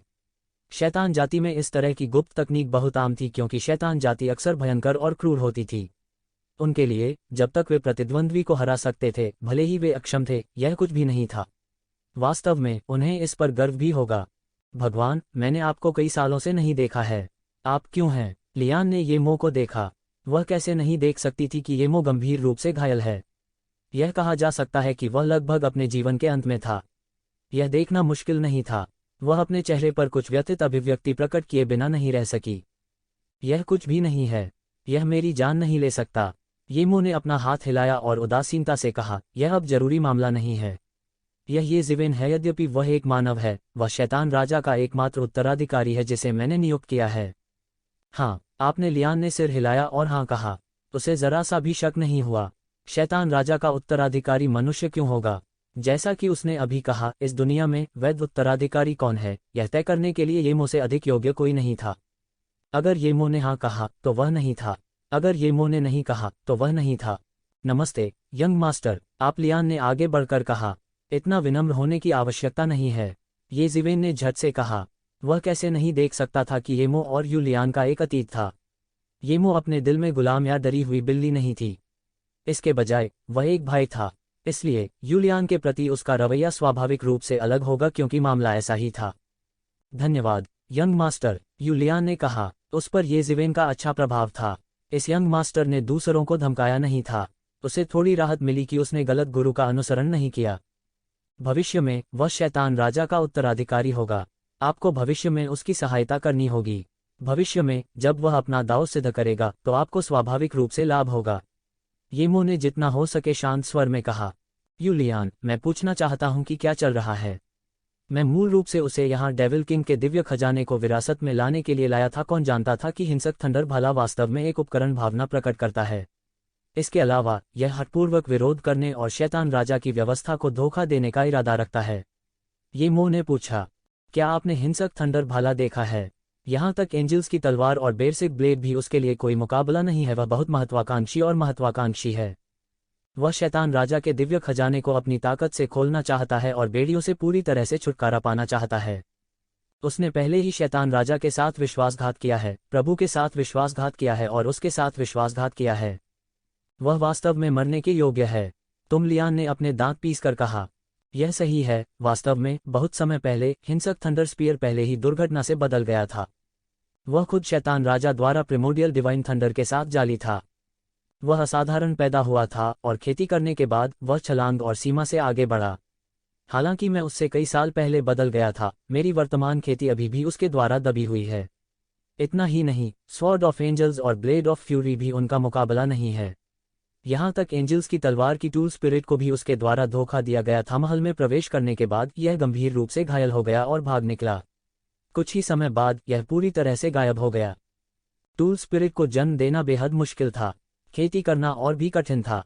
यदि कोई सही गुरु का अनुसरण नहीं करता है तो हजारों वर्षों तक कोई प्रगति नहीं हो सकती है। उनके पास एकमात्र लाभ उनका लंबा जीवन काल था, जो उनके लिए अन्य प्राणियों की तरह एक सर्वोच्च प्राणी बनने का अवसर पाने के लिए काफी लंबा था। एंजल तलवार गिर गई है? येमो ने पूछा। हाँ, देवदूत तलवार भी गिर गई है। दानव राजा ने इसे दैवीय खजाने की रखवाली के लिए छोड़ दिया था। परी तलवार गिर गई है और हिंसक थंडर भाले ने विद्रोह कर दिया है। मुझे डर है कि बेरसिक ब्लेड की बड़ी महत्वाकांक्षाएं हैं, यूलियान ने कहा। येमो सिकोड़ी, यह एक विकट समस्या थी। अगर वह अपने चरम पर होता तो यह कोई समस्या नहीं होती। यदि वे लोग उसकी अवज्ञा करने का साहस करते तो क्या वे मृत्यु को दावत नहीं दे रहे होते? वह यूं ही उनकी मूल आत्माओं को मिटा सकता था और वे कुछ भी करने में सक्षम नहीं होंगे। लेकिन अब यह अलग था। यह कहने की बात नहीं है कि वह अपने चरम पर था, यह भी कहा जा सकता था कि वह बहुत कमजोर अवस्था में था। अब हिंसक थंडर स्पीयर की ताकत स्पष्ट रूप से आपसे बेहतर है। उसे हराना बहुत मुश्किल होगा। अब सबसे जरूरी काम बेरसिक ब्लेड को ढूंढना है। येमो ने कहा। उस बच्चे के यहाँ हारने के बाद मुझे डर है कि वह तुरंत बेरसिक ब्लेड खोजने जाएगा। हाँ, ये ज़िवेन ने सिर हिलाया। यूलियान ने तुरंत शून्य को पकड़ लिया और उसके हाथ में एक साधारण आभा वाला झंडा दिखाई दिया। यह एक बेहोश पीली रोशनी चमका। यह उसका शरीर होना चाहिए। 9 नीदरलैंड अंडरवर्ल्ड रॉयल फ्लैग। फिर उसने अचानक अपना हाथ लहराया और अनगिनत 9 नीदरलैंड अंडरवर्ल्ड रॉयल वाटर अचानक 9 नीदरलैंड अंडरवर्ल्ड रॉयल फ्लैग में समाहित हो गए। एक पल में यह बिना किसी निशान के गायब हो गया। उन तीनों ने देर नहीं की और तेजी से बेरसिक ब्लेड की दिशा में उड़ गए। आधे दिन तक उड़ान भरने के बाद वे आखिरकार उस जगह के लिए उड़ान भर गए जहां बेरसिक ब्लेड था। लेकिन इस समय उन्होंने पाया कि बेरसिक ब्लेड पहले ही निकल चुका था। उनमें से 3 थोड़े गरिमा में लग रहे थे क्योंकि इस समय बेरसिक ब्लेड मूल स्थान पर नहीं था, इसलिए केवल एक ही संभावना थी, इसे दानव जाति के युवाओं द्वारा ले लिया गया था। वास्तव में यह बहुत ही सामान्य था। यदि ये जिवेन और येमो की अचानक उपस्थिति नहीं होती तो शायद आप लियान भी दानव जाति के युवाओं के साथ चले जाते। आखिरकार उन सभी को दानव राजा ने पीछे छोड़ दिया। जब तक कि हिंसक थंडर स्पीयर ने पूरी तरह से उन्हें धोखा देने का फैसला नहीं किया था, जब तक वे दानव राजा के वंशज थे, तब भी उन्हें आसानी से वश में किया जा सकता था। मैंने उससे एक कदम तेज होने की उम्मीद नहीं की थी। ये जिवेन ने अपनी आंखें सिकोड़ लीं और कहा। अब दोनों पक्षों के बीच विरोधाभास स्पष्ट हो गया था। वह मूल रूप से अंधेरे में था और वह युवा शैतान रोशनी में था। लेकिन अब उसने यूलियान के मामले के कारण खुद को पूरी तरह से बेनकाब कर दिया था। वह अब और नहीं छिप सकता था। उसी समय उस युवा शैतान को भी ये जिवेन के अस्तित्व के बारे में पता था। अब यह कहा जा सकता था कि दोनों पक्ष मौत से लड़ेंगे, इसलिए उनमें से एक को मरना था। डेविल किंग की विरासत एक ही समय में 2 लोगों के लिए मौजूद नहीं हो सकती थी। हालांकि ये जिवेन को डेविल किंग की विरासत में कोई दिलचस्पी नहीं थी, लेकिन वह डेविल किंग द्वारा छोड़ी गई चीजों को प्राप्त करने के लिए दृढ़ संकल्पित था। शैतान राजा के खजाने को प्राप्त करके ही वह तेजी से प्रगति कर पाएगा। चलो पहले देवदूत की तलवार ढूंढते हैं। हाथ में देवदूत की तलवार लेकर आपकी ताकत बहुत बढ़ जाएगी, येमो ने कहा। वे तीनों तुरंत बिना किसी हिचकिचाहट के देवदूत की तलवार की दिशा में दौड़ पड़े। देवदूत की तलवार दानव राजा द्वारा गढ़ी गई एक बेशकीमती तलवार है। यह दाव हासिल करने से पहले जाली थी। 9 underworld royal flag, violent thunder spear, berserk blade आदि सहित वे सभी एक जैसे हैं। अन्यथा दाव को प्राप्त करने के बाद दानव राजा की ताकत के साथ स्क्रैप लोहे का एक टुकड़ा भी केवल इस स्तर पर नहीं हो सकता, येमो ने कहा। उसने भूतकाल में दानव राजा का अनुसरण किया था, इसलिए वह इन चीजों के बारे में बहुत स्पष्ट था। देवदूत की तलवार एक बहुत ही खास तलवार है। आपको शैतान साम्राज्य के 8 राजा कुलों के बारे में पता होना चाहिए, येमो ने कहा। ये जिवेन ने सिर हिलाया। उसके बगल में यूलियान भी चुपचाप सुन रही थी। वह इन चीजों के बारे में बहुत स्पष्ट नहीं थी, क्योंकि जब दानव राजा ने इन उपकरणों को बनाया था तब तक उसने आध्यात्मिक ज्ञान विकसित नहीं किया था। बाद में ही उन्होंने धीरे धीरे आध्यात्मिक ज्ञान विकसित किया। लेकिन यह मानव जाति से अलग था। मनुष्य के जन्म के बाद उसके पास पूर्ण आध्यात्मिक ज्ञान होगा। हालांकि इन यंत्र आत्माओं का आध्यात्मिक ज्ञान धीरे धीरे संघनित और थोड़ा थोड़ा करके पूर्ण हो गया था। स्वयं अनेक निमित्त भूतों में भी बड़ी खामियां थीं। इसलिए बहुत से लोग जीवित प्राणियों को पकड़ना और उन्हें उपकरण में परिष्कृत करना पसंद करते थे, ठीक वैसे ही जैसे ये जिवेन के हाथ में इमेजेंस इमोर्टल एक्सटर्मिनेटिंग सेबर था। फॉलन एंजल कबीले ने अभी अभी डेविल दायरे में प्रवेश किया था और अभी तक 8 शाही कुलों में से एक के रूप में अपना नाम नहीं बनाया था। उस समय दानव राजा ने इस कबीले के पूर्वज के साथ लड़ाई की थी और उनकी गहरी समझ थी। इस वजह से दोनों अच्छे दोस्त बन गए। उस अच्छे मित्र ने अपना कुछ अनुभव दानव राजा को भी बताया। उस समय दानव राजा ने इस देवदूत तलवार को गढ़ा। इसके अलावा यह एंजल तलवार न केवल एक दिव्य उपकरण है, बल्कि एंजल कबीले की साधना पद्धति का एक सेट भी है। यह बहुत शक्तिशाली एंजल कबीले की तलवार तकनीक का एक सेट है। यह एंजल कबीले के पूर्वज द्वारा बनाई गई एक तलवार तकनीक है। क्या आप अब एक देवदूत बनने का नाटक नहीं करना चाहते हैं? यदि आप तलवार तकनीक के इस सेट को सीखते हैं तो यह एंजल कबीले होने का नाटक करने के लिए पर्याप्त है। इसके अलावा केवल तलवार तकनीक के इस सेट का उपयोग करके ही एंजल तलवार की शक्ति को चरम पर पहुंचाया जा सकता है। अन्यथा यह परी तलवार सिर्फ एक साधारण धारदार हथियार है। यह कुछ भी नहीं है, येमो ने कहा। हो सकता है कि आपने एक दिन एंजल कबीले के पूर्वज के नाम का उल्लेख किया हो। उसे लूसीफर कहा जाता है। आप पहले डेविल रेस में आए थे। क्या आपको पतित परी कबीले की वह छोटी लड़की याद है? अगर मेरा अनुमान गलत नहीं है तो उसे लूसीफर के परिवार का सदस्य होना चाहिए। उद्धरण चिन्ह लूसीफर। उसने सब कुछ पता लगा लिया था। वह उस समय लिंगफी को जानते थे। वह हमेशा उसे एक गुलाम के रूप में स्वीकार करना चाहती थी। हालांकि यह बहुत समय पहले था। वास्तव में वह भी इसके बारे में कुछ हद तक भूल गया था। हालांकि येमो के कहने के बाद उन्होंने इसे पूरी तरह से याद कर लिया था। इस समय इसके बारे में सोचना सामान्य था। लिंगफी बहुत शरारती था। हालांकि उसकी स्पष्ट रूप से एक असाधारण पृष्ठभूमि थी, इसलिए यह अजीब नहीं होगा अगर वह लूसीफर के परिवार में पैदा हुई थी। फॉलन एंजल कबीले की जनसंख्या 8 महान राजा कुलों के बीच बहुत समृद्ध नहीं थी। हालांकि फॉलन एंजल कबीले का हर एक सदस्य प्रतिभाशाली था। वास्तव में उनमें से अद्वितीय प्रतिभाओं की संख्या नदी पार करने वाले काप के स्कूल की तरह थी। वे अनगिनत थीं, इसलिए फॉलन एंजल कबीला 8 महान राजा कुलों में से एक बनने में सक्षम था, भले ही उनके पास शैतान राजा नहीं था। और लूसीफर का परिवार पतित देवदूत कबीले का शाही परिवार था, इसलिए पतित परी कबीले में उनकी स्थिति अतुलनीय थी। तो ऐसा ही है, तू जिवेन ने बुदबुदाया। वह मदद नहीं कर सका लेकिन इसे कुछ हद तक हास्यास्पद पाया। वह उस समय एक छोटे से झींगे की तरह था, हालांकि वह पतित परी कबीले की छोटी राजकुमारी को जान गया था। आपको फॉलन एंजल कबीले की शक्ति तकनीकों को कम नहीं समझना चाहिए। उन्होंने अब तक डीमन किंग स्तर का विशेषज्ञ तैयार नहीं किया है। लेकिन क्या आप जानते हैं क्यों? लूसीफर उस समय दानव राजा के अधीन सबसे मजबूत विशेषज्ञों में से एक था। दानव राजा ने लूसीफर को हरा दिया था और आसानी से अपने दाव की पुष्टि की थी। हालांकि उस लड़ाई में लूसीफर को गंभीर चोटें आई थीं, इसलिए वह एकांतवास में चले गए थे। दानव राजा बाद में डेविल वर्ल्ड में आ गया था और उसने फॉलन एंजल कबीले को एक शाही परिवार का दर्जा दिया था, और फॉलन एंजल कबीला उसके बाद डेविल वर्ल्ड में पैर जमाने में सक्षम हो गया था, और यह 8 महान कुलों में से एक बन गया था। द फॉलन एंजल कबीले ने कई दुनिया में अपने अभियानों पर दानव राजा का अनुसरण करने के लिए कई विशेषज्ञों को भी भेजा था। लूसीफर को उस लड़ाई में गंभीर चोटें आई थीं, ऐसे में वह एकांतवास में चले गए थे। बाद में दानव राजा डेविल वर्ल्ड में आ गया था और उसने फॉलन एंजल कबीले को एक शाही परिवार का दर्जा दिया था। इसने फॉलन एंजल कबीले को डेविल वर्ल्ड में पैर जमाने और 8 शाही कुलों में से एक बनने की अनुमति दी थी। फॉलन एंजल कबीले ने भी कई दुनिया में अपने अभियानों पर दानव राजा का अनुसरण करने के लिए कई विशेषज्ञों को भेजा था, इसलिए वह उसके समान स्तर पर नहीं था। येमो ने कहा, लूसीफर दानव राजा के रूप में अपने दाव की पुष्टि करने में सक्षम हो सकता था यदि उसे उस लड़ाई में गंभीर चोटें नहीं आई होती, और डेविल वर्ल्ड उस समय 2 संप्रभु लोगों से संबंधित होता। हालांकि अगर ऐसा हुआ होता तो डेविल वर्ल्ड लगातार उथल पुथल में रहता। ये अनगिनत साल पहले के रहस्य थे। इस दुनिया में येमो के अलावा शायद ही कोई ऐसा था जो इतने लंबे समय तक जीवित रह सके और इतनी सारी चीजें जान सके। यहाँ तक यूलियान भी कोई अपवाद नहीं था। जब उसने अपनी चेतना को जन्म दिया तो येमो पहले से ही एक ऐसा पात्र था जिसकी ताकत ने दुनिया को हिलाकर रख दिया था। उसने पूरी दुनिया में युद्ध करने के लिए दानव भगवान का अनुसरण किया और उसके समान स्तर पर नहीं था। इतने सारे पतित देवदूत कैसे आए? ये शिवेन पूछे बिना न रह सकी। ये अनगिनत साल पहले के रहस्य थे। इस दुनिया में येमो के अलावा कोई भी इतने लंबे समय तक जीवित नहीं रह सकता था और इतनी सारी चीजें जान सकता था। यहाँ तक यूलियान भी कोई अपवाद नहीं था। जब वह चेतना के साथ पैदा हुई थी, येमो पहले से ही दुनिया में एक शक्तिशाली व्यक्ति थी। उसने पूरी दुनिया में युद्ध करने के लिए दानव राजा का अनुसरण किया था और उसके समान स्तर पर नहीं था। इतने सारे पतित देवदूत कैसे आए? ये शिवेन पूछे बिना न रह सकी। यूलियान ने कहा, यह एंजल की तलवार में एक व्यू है। हालांकि इसकी आत्मा को मिटा दिया गया है, फिर भी यह किसी को भी लापरवाही से संपर्क करने की अनुमति नहीं देता है। जैसे ही कोई इसके पास आएगा, यह सक्रिय हो जाएगा।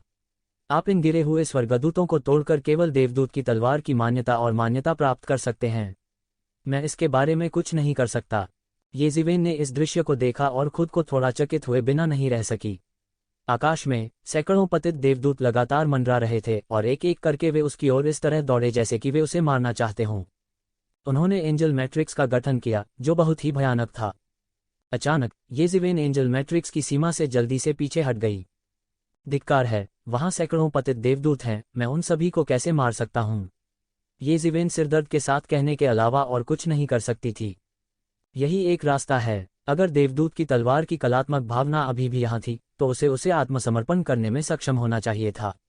लेकिन अब जब वह गिर गया है तो कोई भी देवदूत की तलवार को नियंत्रित नहीं कर सकता। आप केवल अपनी क्षमता पर भरोसा कर सकते हैं। यूलियान ने भी ऐसा देखा जैसे वह मदद करना चाहती थी, लेकिन ऐसा करने में असमर्थ थी।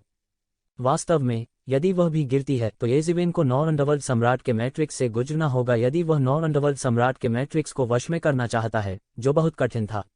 यदि यह आसान होता तो 9 अंडरवर्ल्ड सम्राट का ध्वज और देवदूत तलवार स्वर्ग श्रेणी से परे मौजूद नहीं होते। यहाँ तक अगर वे मनुष्यों में परिवर्तित हो जाते तो उनके पास दिव्य क्षेत्र की ताकत होती, जो सामान्य लोगों के अस्तित्व से बहुत दूर था। येजिवेन ने येमो को देखा और येमो केवल अपना सिर हिला सके और कहा, आपको कम से कम एंजल तलवार को वश में करना होगा। यदि आप थंडरस्टॉर्म भाला नहीं प्राप्त कर सकते हैं तो आपको ट्रेजर हाउस का रास्ता खोलने के लिए कम से कम एंजल तलवार, बेसिक ब्लेड और 9 अंडरवर्ल्ड सम्राट का झंडा प्राप्त करना होगा, अन्यथा यह असंभव है। अब जबकि उस व्यक्ति द्वारा बर्सिक ब्लेड को ले लिया गया है, आप एंजल तलवार प्राप्त करने के बाद ही ट्रेजर हाउस में प्रवेश कर सकते हैं। अन्यथा यह उस व्यक्ति द्वारा लिया जा सकता है। उस समय आप वास्तव में परेशानी में होंगे। नहीं, थंडरस्टॉर्म स्पीयर का उल्लेख करने के लिए। थंडरस्टॉर्म स्पीयर भी दानव राजा के नियंत्रण और दानव राजा द्वारा निर्धारित निषेध से अलग होने के लिए महत्वाकांक्षी है। यदि वह वास्तव में सफल होता है तो ट्रेजर हाउस उसके हाथों में आ जाएगा। उनकी वर्तमान खेती के साथ मुझे डर है कि बहुत अंतर नहीं है, इसलिए समय भी हमारे लिए बहुत कीमती है। जब तक कि आप बिना किसी फसल के यहाँ आना चाहते हैं और आप नहीं जानते कि अगला समय कब होगा, और मुझे लगता है मैं भी उस समय गहरी नींद में होगा। येमो ने कहा, ठीक है, लड़ो। इस समय येज़िवेन केवल दांत पीसकर एंजल मैट्रिक्स में भाग सकता था। जैसे ही वह एंजल मैट्रिक्स में पहुंचा, उसने तुरंत अनगिनत एंजल्स को अपनी ओर आते हुए महसूस किया। हुश! एक देवदूत उसकी ओर झपटा। उसके हाथ में देवदूत की तलवार क्षैतिज रूप से फिसल गई और एक काले जादू की रोशनी एक धार में बन गई और उसकी ओर भयंकर रूप से दुर्घटनाग्रस्त हो गई। येज़िवेन ने अपने हाथ फैलाए और उसके सामने एक सुनहरी दीवार दिखाई दी। बूम! तलवार की रोशनी सुनहरी दीवार पर गिर गई, जिससे प्रकाश से भरा आकाश बन गया। हालांकि येज़िवेन की आकृति हिली नहीं, वह भी बहुत हैरान था, क्योंकि उसने पाया कि यह देवदूत वास्तव में आकाशीय क्षेत्र के 8वें स्तर पर था और यह दिव्य क्षेत्र का सामान्य 8वां स्तर नहीं था। हालांकि यह येज़िवेन से थोड़ा खराब था, फिर भी बाहरी दुनिया में यह एक अत्यंत अत्याचारी अस्तित्व था। इसके अलावा यह उनमें से केवल एक था और उनमें से सैकड़ों हजारों थे। एक नज़र में येज़िवेन ने वास्तव में पाया कि मैट्रिक्स के केंद्र में एक बड़ी छाया उस पर खड़ी थी। येज़िवेन को ठंडी आंखों से घूर रही थी। यह एक महादूत था। येज़िवेन को केवल यह देखने के लिए एक नज़र की आवश्यकता थी कि यह शायद दिव्य क्षेत्र का 9वां स्तर था, जो आकाशीय क्षेत्र के 8वें स्तर से ऊपर था। यह उल्लेख करने की आवश्यकता नहीं है कि उसके चारों ओर 10 शक्तिशाली देवदूत थे। वे सभी आकाशीय क्षेत्र के 8वें स्तर के शिखर पर थे और असाधारण रूप से अत्याचारी कहे जा सकते हैं। उस महादूत के हाथ में काली रोशनी से तलवार खिल रही थी और उसकी तलवार की मूठ पर एक देवदूत की मूर्ति थी। यह सिर्फ एक मूर्ति थी, लेकिन यह ऐसा था जैसे कोई वास्तविक व्यक्ति महान शक्ति के साथ अवतरित हुआ हो। येज़िवेन ने सिरदर्द के साथ इस एंजल मैट्रिक्स को देखा। दानव राजा के दिव्य खजाने में प्रवेश करने के बाद से यह कहा जा सकता है कि कुछ भी चिकना नहीं था। इस एंजल तलवार द्वारा संघनित एंजल मैट्रिक्स और भी अधिक तकलीफदेह था। लेकिन इस समय उसके पास अपने दांत पीसकर भाग जाने के अलावा कोई चारा नहीं था। इस समय उसके हाथ में अनगिनत तलवारों से बनी एक लंबी तलवार थी। तलवार के खिलाफ तलवार। हुश! उसकी आकृति तुरंत शून्य में गायब हो गई और जब वह फिर से प्रकट हुआ तो वह दिव्य क्षेत्र के 8वें स्तर पर एक देवदूत के सामने पहले ही प्रकट हो चुका था। उसकी गति कितनी तेज थी! लगभग एक ही पल में वह पहले ही देवदूत के सामने दौड़ पड़ा था। उसके हाथ में लंबी तलवार बिजली से भी तेज थी। लगभग कोई भी प्रतिक्रिया नहीं कर सकता था। तलवार पहले ही देवदूत की छाती में चुभ चुकी थी। पुची! इस देवदूत को येज़िवेन ने तुरंत छेद दिया, लेकिन वह बिल्कुल नहीं रुका। यह ऐसा था जैसे उसे कोई दर्द महसूस नहीं हो रहा था। वह अपनी तलवार घुमाता रहा और बिजली की तरह नीचे गिरा। वह येज़िवेन को काटकर मार डालना चाहता था। हुश! येज़िवेन ने तुरंत लंबी तलवार निकाल ली। इस समय उसने फिर से देवदूत की ओर देखा और देखा कि इस देवदूत की छाती पर लगी चोट पूरी तरह से ठीक हो गई थी, जैसे कि उसे कोई चोट ही नहीं लगी हो। यंग मास्टर, सावधान रहें। इस एंजल मैट्रिक्स में एंजल्स बिल्कुल भी जीवित नहीं हैं। वे सिर्फ दानव ऊर्जा से संघनित हैं, इसलिए इससे कोई फर्क नहीं पड़ता कि तुम उन्हें कैसे मारोगे, वे मरेंगे नहीं और वे डरेंगे नहीं। यूलियान दूर से चिल्लाया। धिक्कार है, मुझे क्या करना चाहिए? येज़िवेन अवाक थी। ये सैकड़ों और हजारों एंजल्स पहले से ही काफी परेशान करने वाले थे। हालांकि इससे भी अधिक परेशानी की बात यह थी कि ये सैकड़ों और हजारों एंजल्स बिल्कुल भी घायल नहीं हो सकते थे। वे मर नहीं सकते थे। उनके पास बस एक अमर शरीर था। उसका अत्याचारी शरीर भी इतना अत्याचारी नहीं था, पर यह भी सामान्य था। ये सभी देवदूत राक्षसी ऊर्जा से संघनित थे और उनमें जीवन नहीं था। हालांकि इस वजह से इन एंजल्स से निपटना और भी मुश्किल था। जीवन के बिना वे यांत्रिक जानवरों की तरह थे और वे मृत्यु से नहीं डरते थे। हालांकि इस समय स्थिति और भी खराब हो गई थी। अधिक से अधिक देवदूत दौड़े चले आए और येज़िवेन को सांस लेने का कोई अवसर नहीं दिया। एक लंबी तलवार विशाल आकाश को चीरती हुई निकली और एक शक्तिशाली तलवार प्रकाश फूट पड़ा। इसने विशाल आकाश को अलग कर दिया और ऐसा लगा जैसे यह किसी जीवित व्यक्ति का सिर काट देना चाहता है। शून्य में एक तलवार का जाल बन गया था और उन्होंने अद्वितीय मौन समझ के साथ एक दूसरे का सहयोग किया। यह मूल रूप से एक बड़ा मैट्रिक्स था और इसने अप्रत्याशित रूप से इस स्थिति में येज़िवेन के लिए एक असाधारण घातक खतरा पैदा कर दिया था। हुश! हुश! हुश! येज़िवेन ने चकमा देना जारी रखा। इस समय वह अंत में समझ गया कि वह युवा शैतान क्या महसूस कर रहा था। यह बस अंतहीन था। अगर वह सावधान नहीं होता तो वह इन गिरे हुए स्वर्गदूतों द्वारा मारा जा सकता था और वह उस समय उदास हो जाता। हालांकि फिर भी कुछ तलवारें अभी भी येशिवेन के शरीर पर गिरीं। सौभाग्य से उनके हमले सबसे मजबूत नहीं थे। वे केवल येशिवेन की त्वचा को खरोंच सकते थे और उसके मांस को घायल नहीं कर सकते थे। फिर भी उसका शरीर अभी भी खून से लथपथ था और वह एक लहूलुहान आदमी की तरह लग रहा था। दूर से देखने पर बहुत ही हैरानी होती थी। अचानक येशिवेन ने एक बड़ा कदम उठाया और सीधे एक पतित परी के पीछे दिखाई दिया। फिर उसका ड्रैगन का पंजा पतित देवदूत की पीठ के हृदय की ओर खींच गया। पुची, येशिवेन का ड्रैगन पंजा सीधे फॉलन एंजल की पीठ में घुस गया। जैसी उम्मीद थी वहां कुछ भी नहीं था, केवल राक्षसी ऊर्जा थी जो आकाश को भरती थी।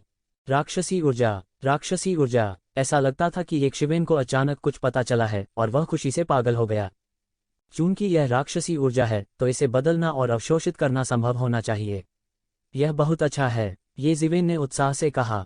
उसके हाथ में शैतानी ऊर्जा का द्रव्यमान सीधे त्यानयुवान मिरर द्वारा मौके पर ही अवशोषित कर लिया गया था।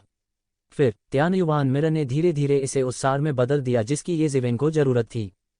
अचानक उसे लगा कि उसके शरीर में कल्टीवेशन कुछ बढ़ गया है। हालांकि यह केवल एक छोटा सा था, फिर भी यह उसके लिए एक सुखद आश्चर्य था।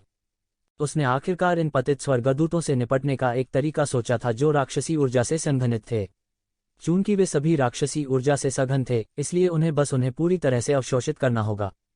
इसके अलावा यह केवल साधारण राक्षसी ऊर्जा नहीं थी।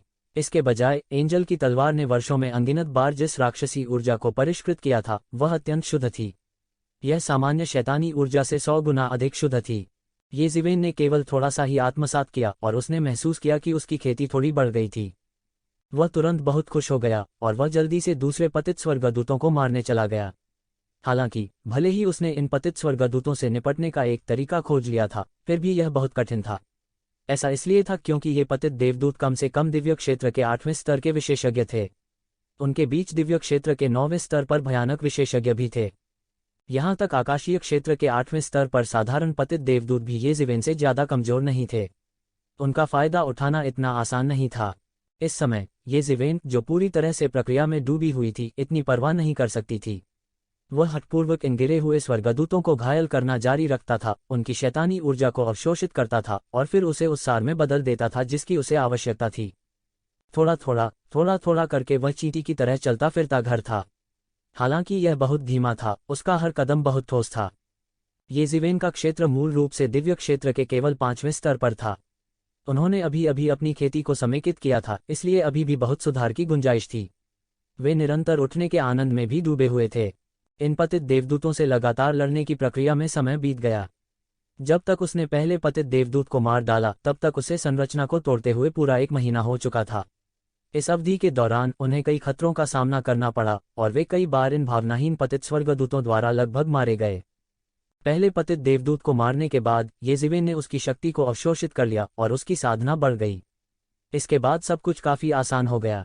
धीरे धीरे उसने अधिक से अधिक गिरे हुए स्वर्गदूतों को मार डाला। पलक झपकते ही आधा साल से ज्यादा बीत गया। आधे साल के समय में येशिवेन ने अंततः एक एक करके परिधि में सामान्य 8वें दिव्य दायरे के स्वर्गदूतों को साफ कर दिया था। ये देवदूत ऊर्जा में बदल गए थे और येशिवेन के शरीर में प्रवेश कर गए थे।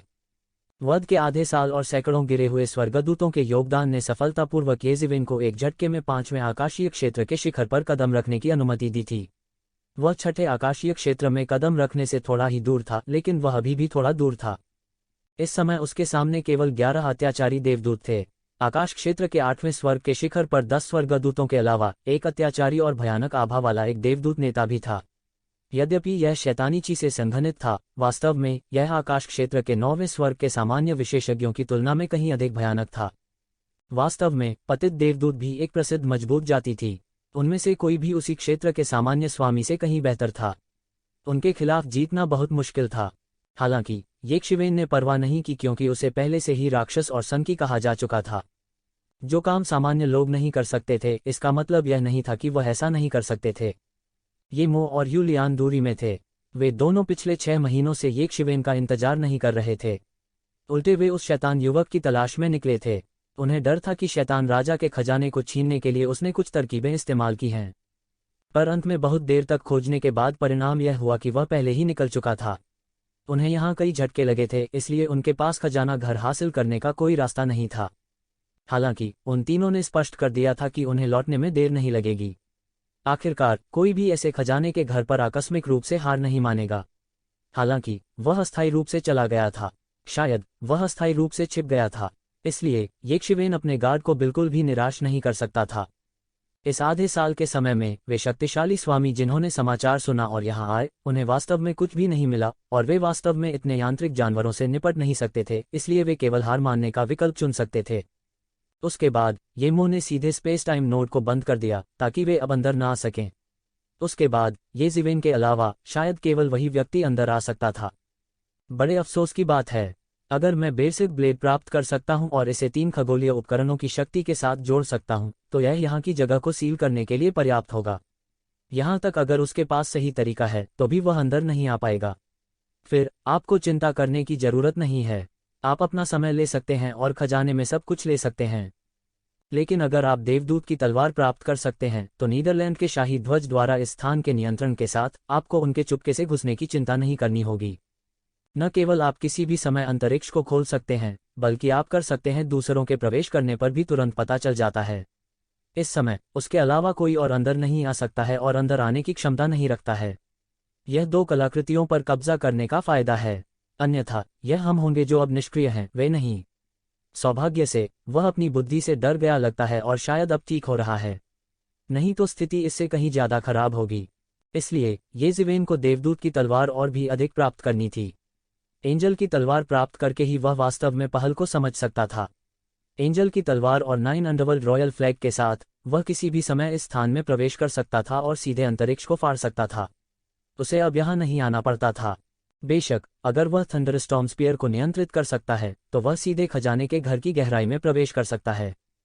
यदि वह देवदूत की तलवार प्राप्त नहीं कर सका तो परिणाम पूरी तरह से विपरीत होगा। उसे किसी भी समय उस व्यक्ति के दोबारा आने से बचना था। खास बात यह है कि आधा साल से ज्यादा का समय बीत चुका है, 2 महीने ही बचे थे। उसे बाहर जाना पड़ा, इसलिए उसे जल्द से जल्द इन स्वर्गदूतों से छुटकारा पाना था। खासकर वह एंजल लीडर, वह अभी उससे निपट नहीं सका।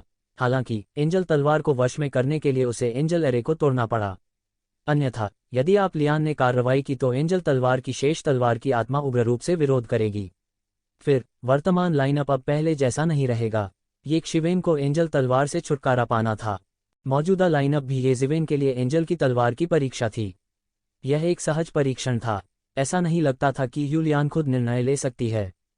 कम समय में एंजल चीफ को हराना अवास्तविक था, इसलिए केवल एक ही तरीका था और वह था 8वें स्वर्ग क्षेत्र के शिखर पर सभी 10 स्वर्गदूतों को खा जाना। इस तरह वह एक ही झटके में 6ठे स्वर्ग के क्षेत्र में तेजी से प्रवेश करने के लिए अपनी ताकत का उपयोग करने में सक्षम हो सकता है।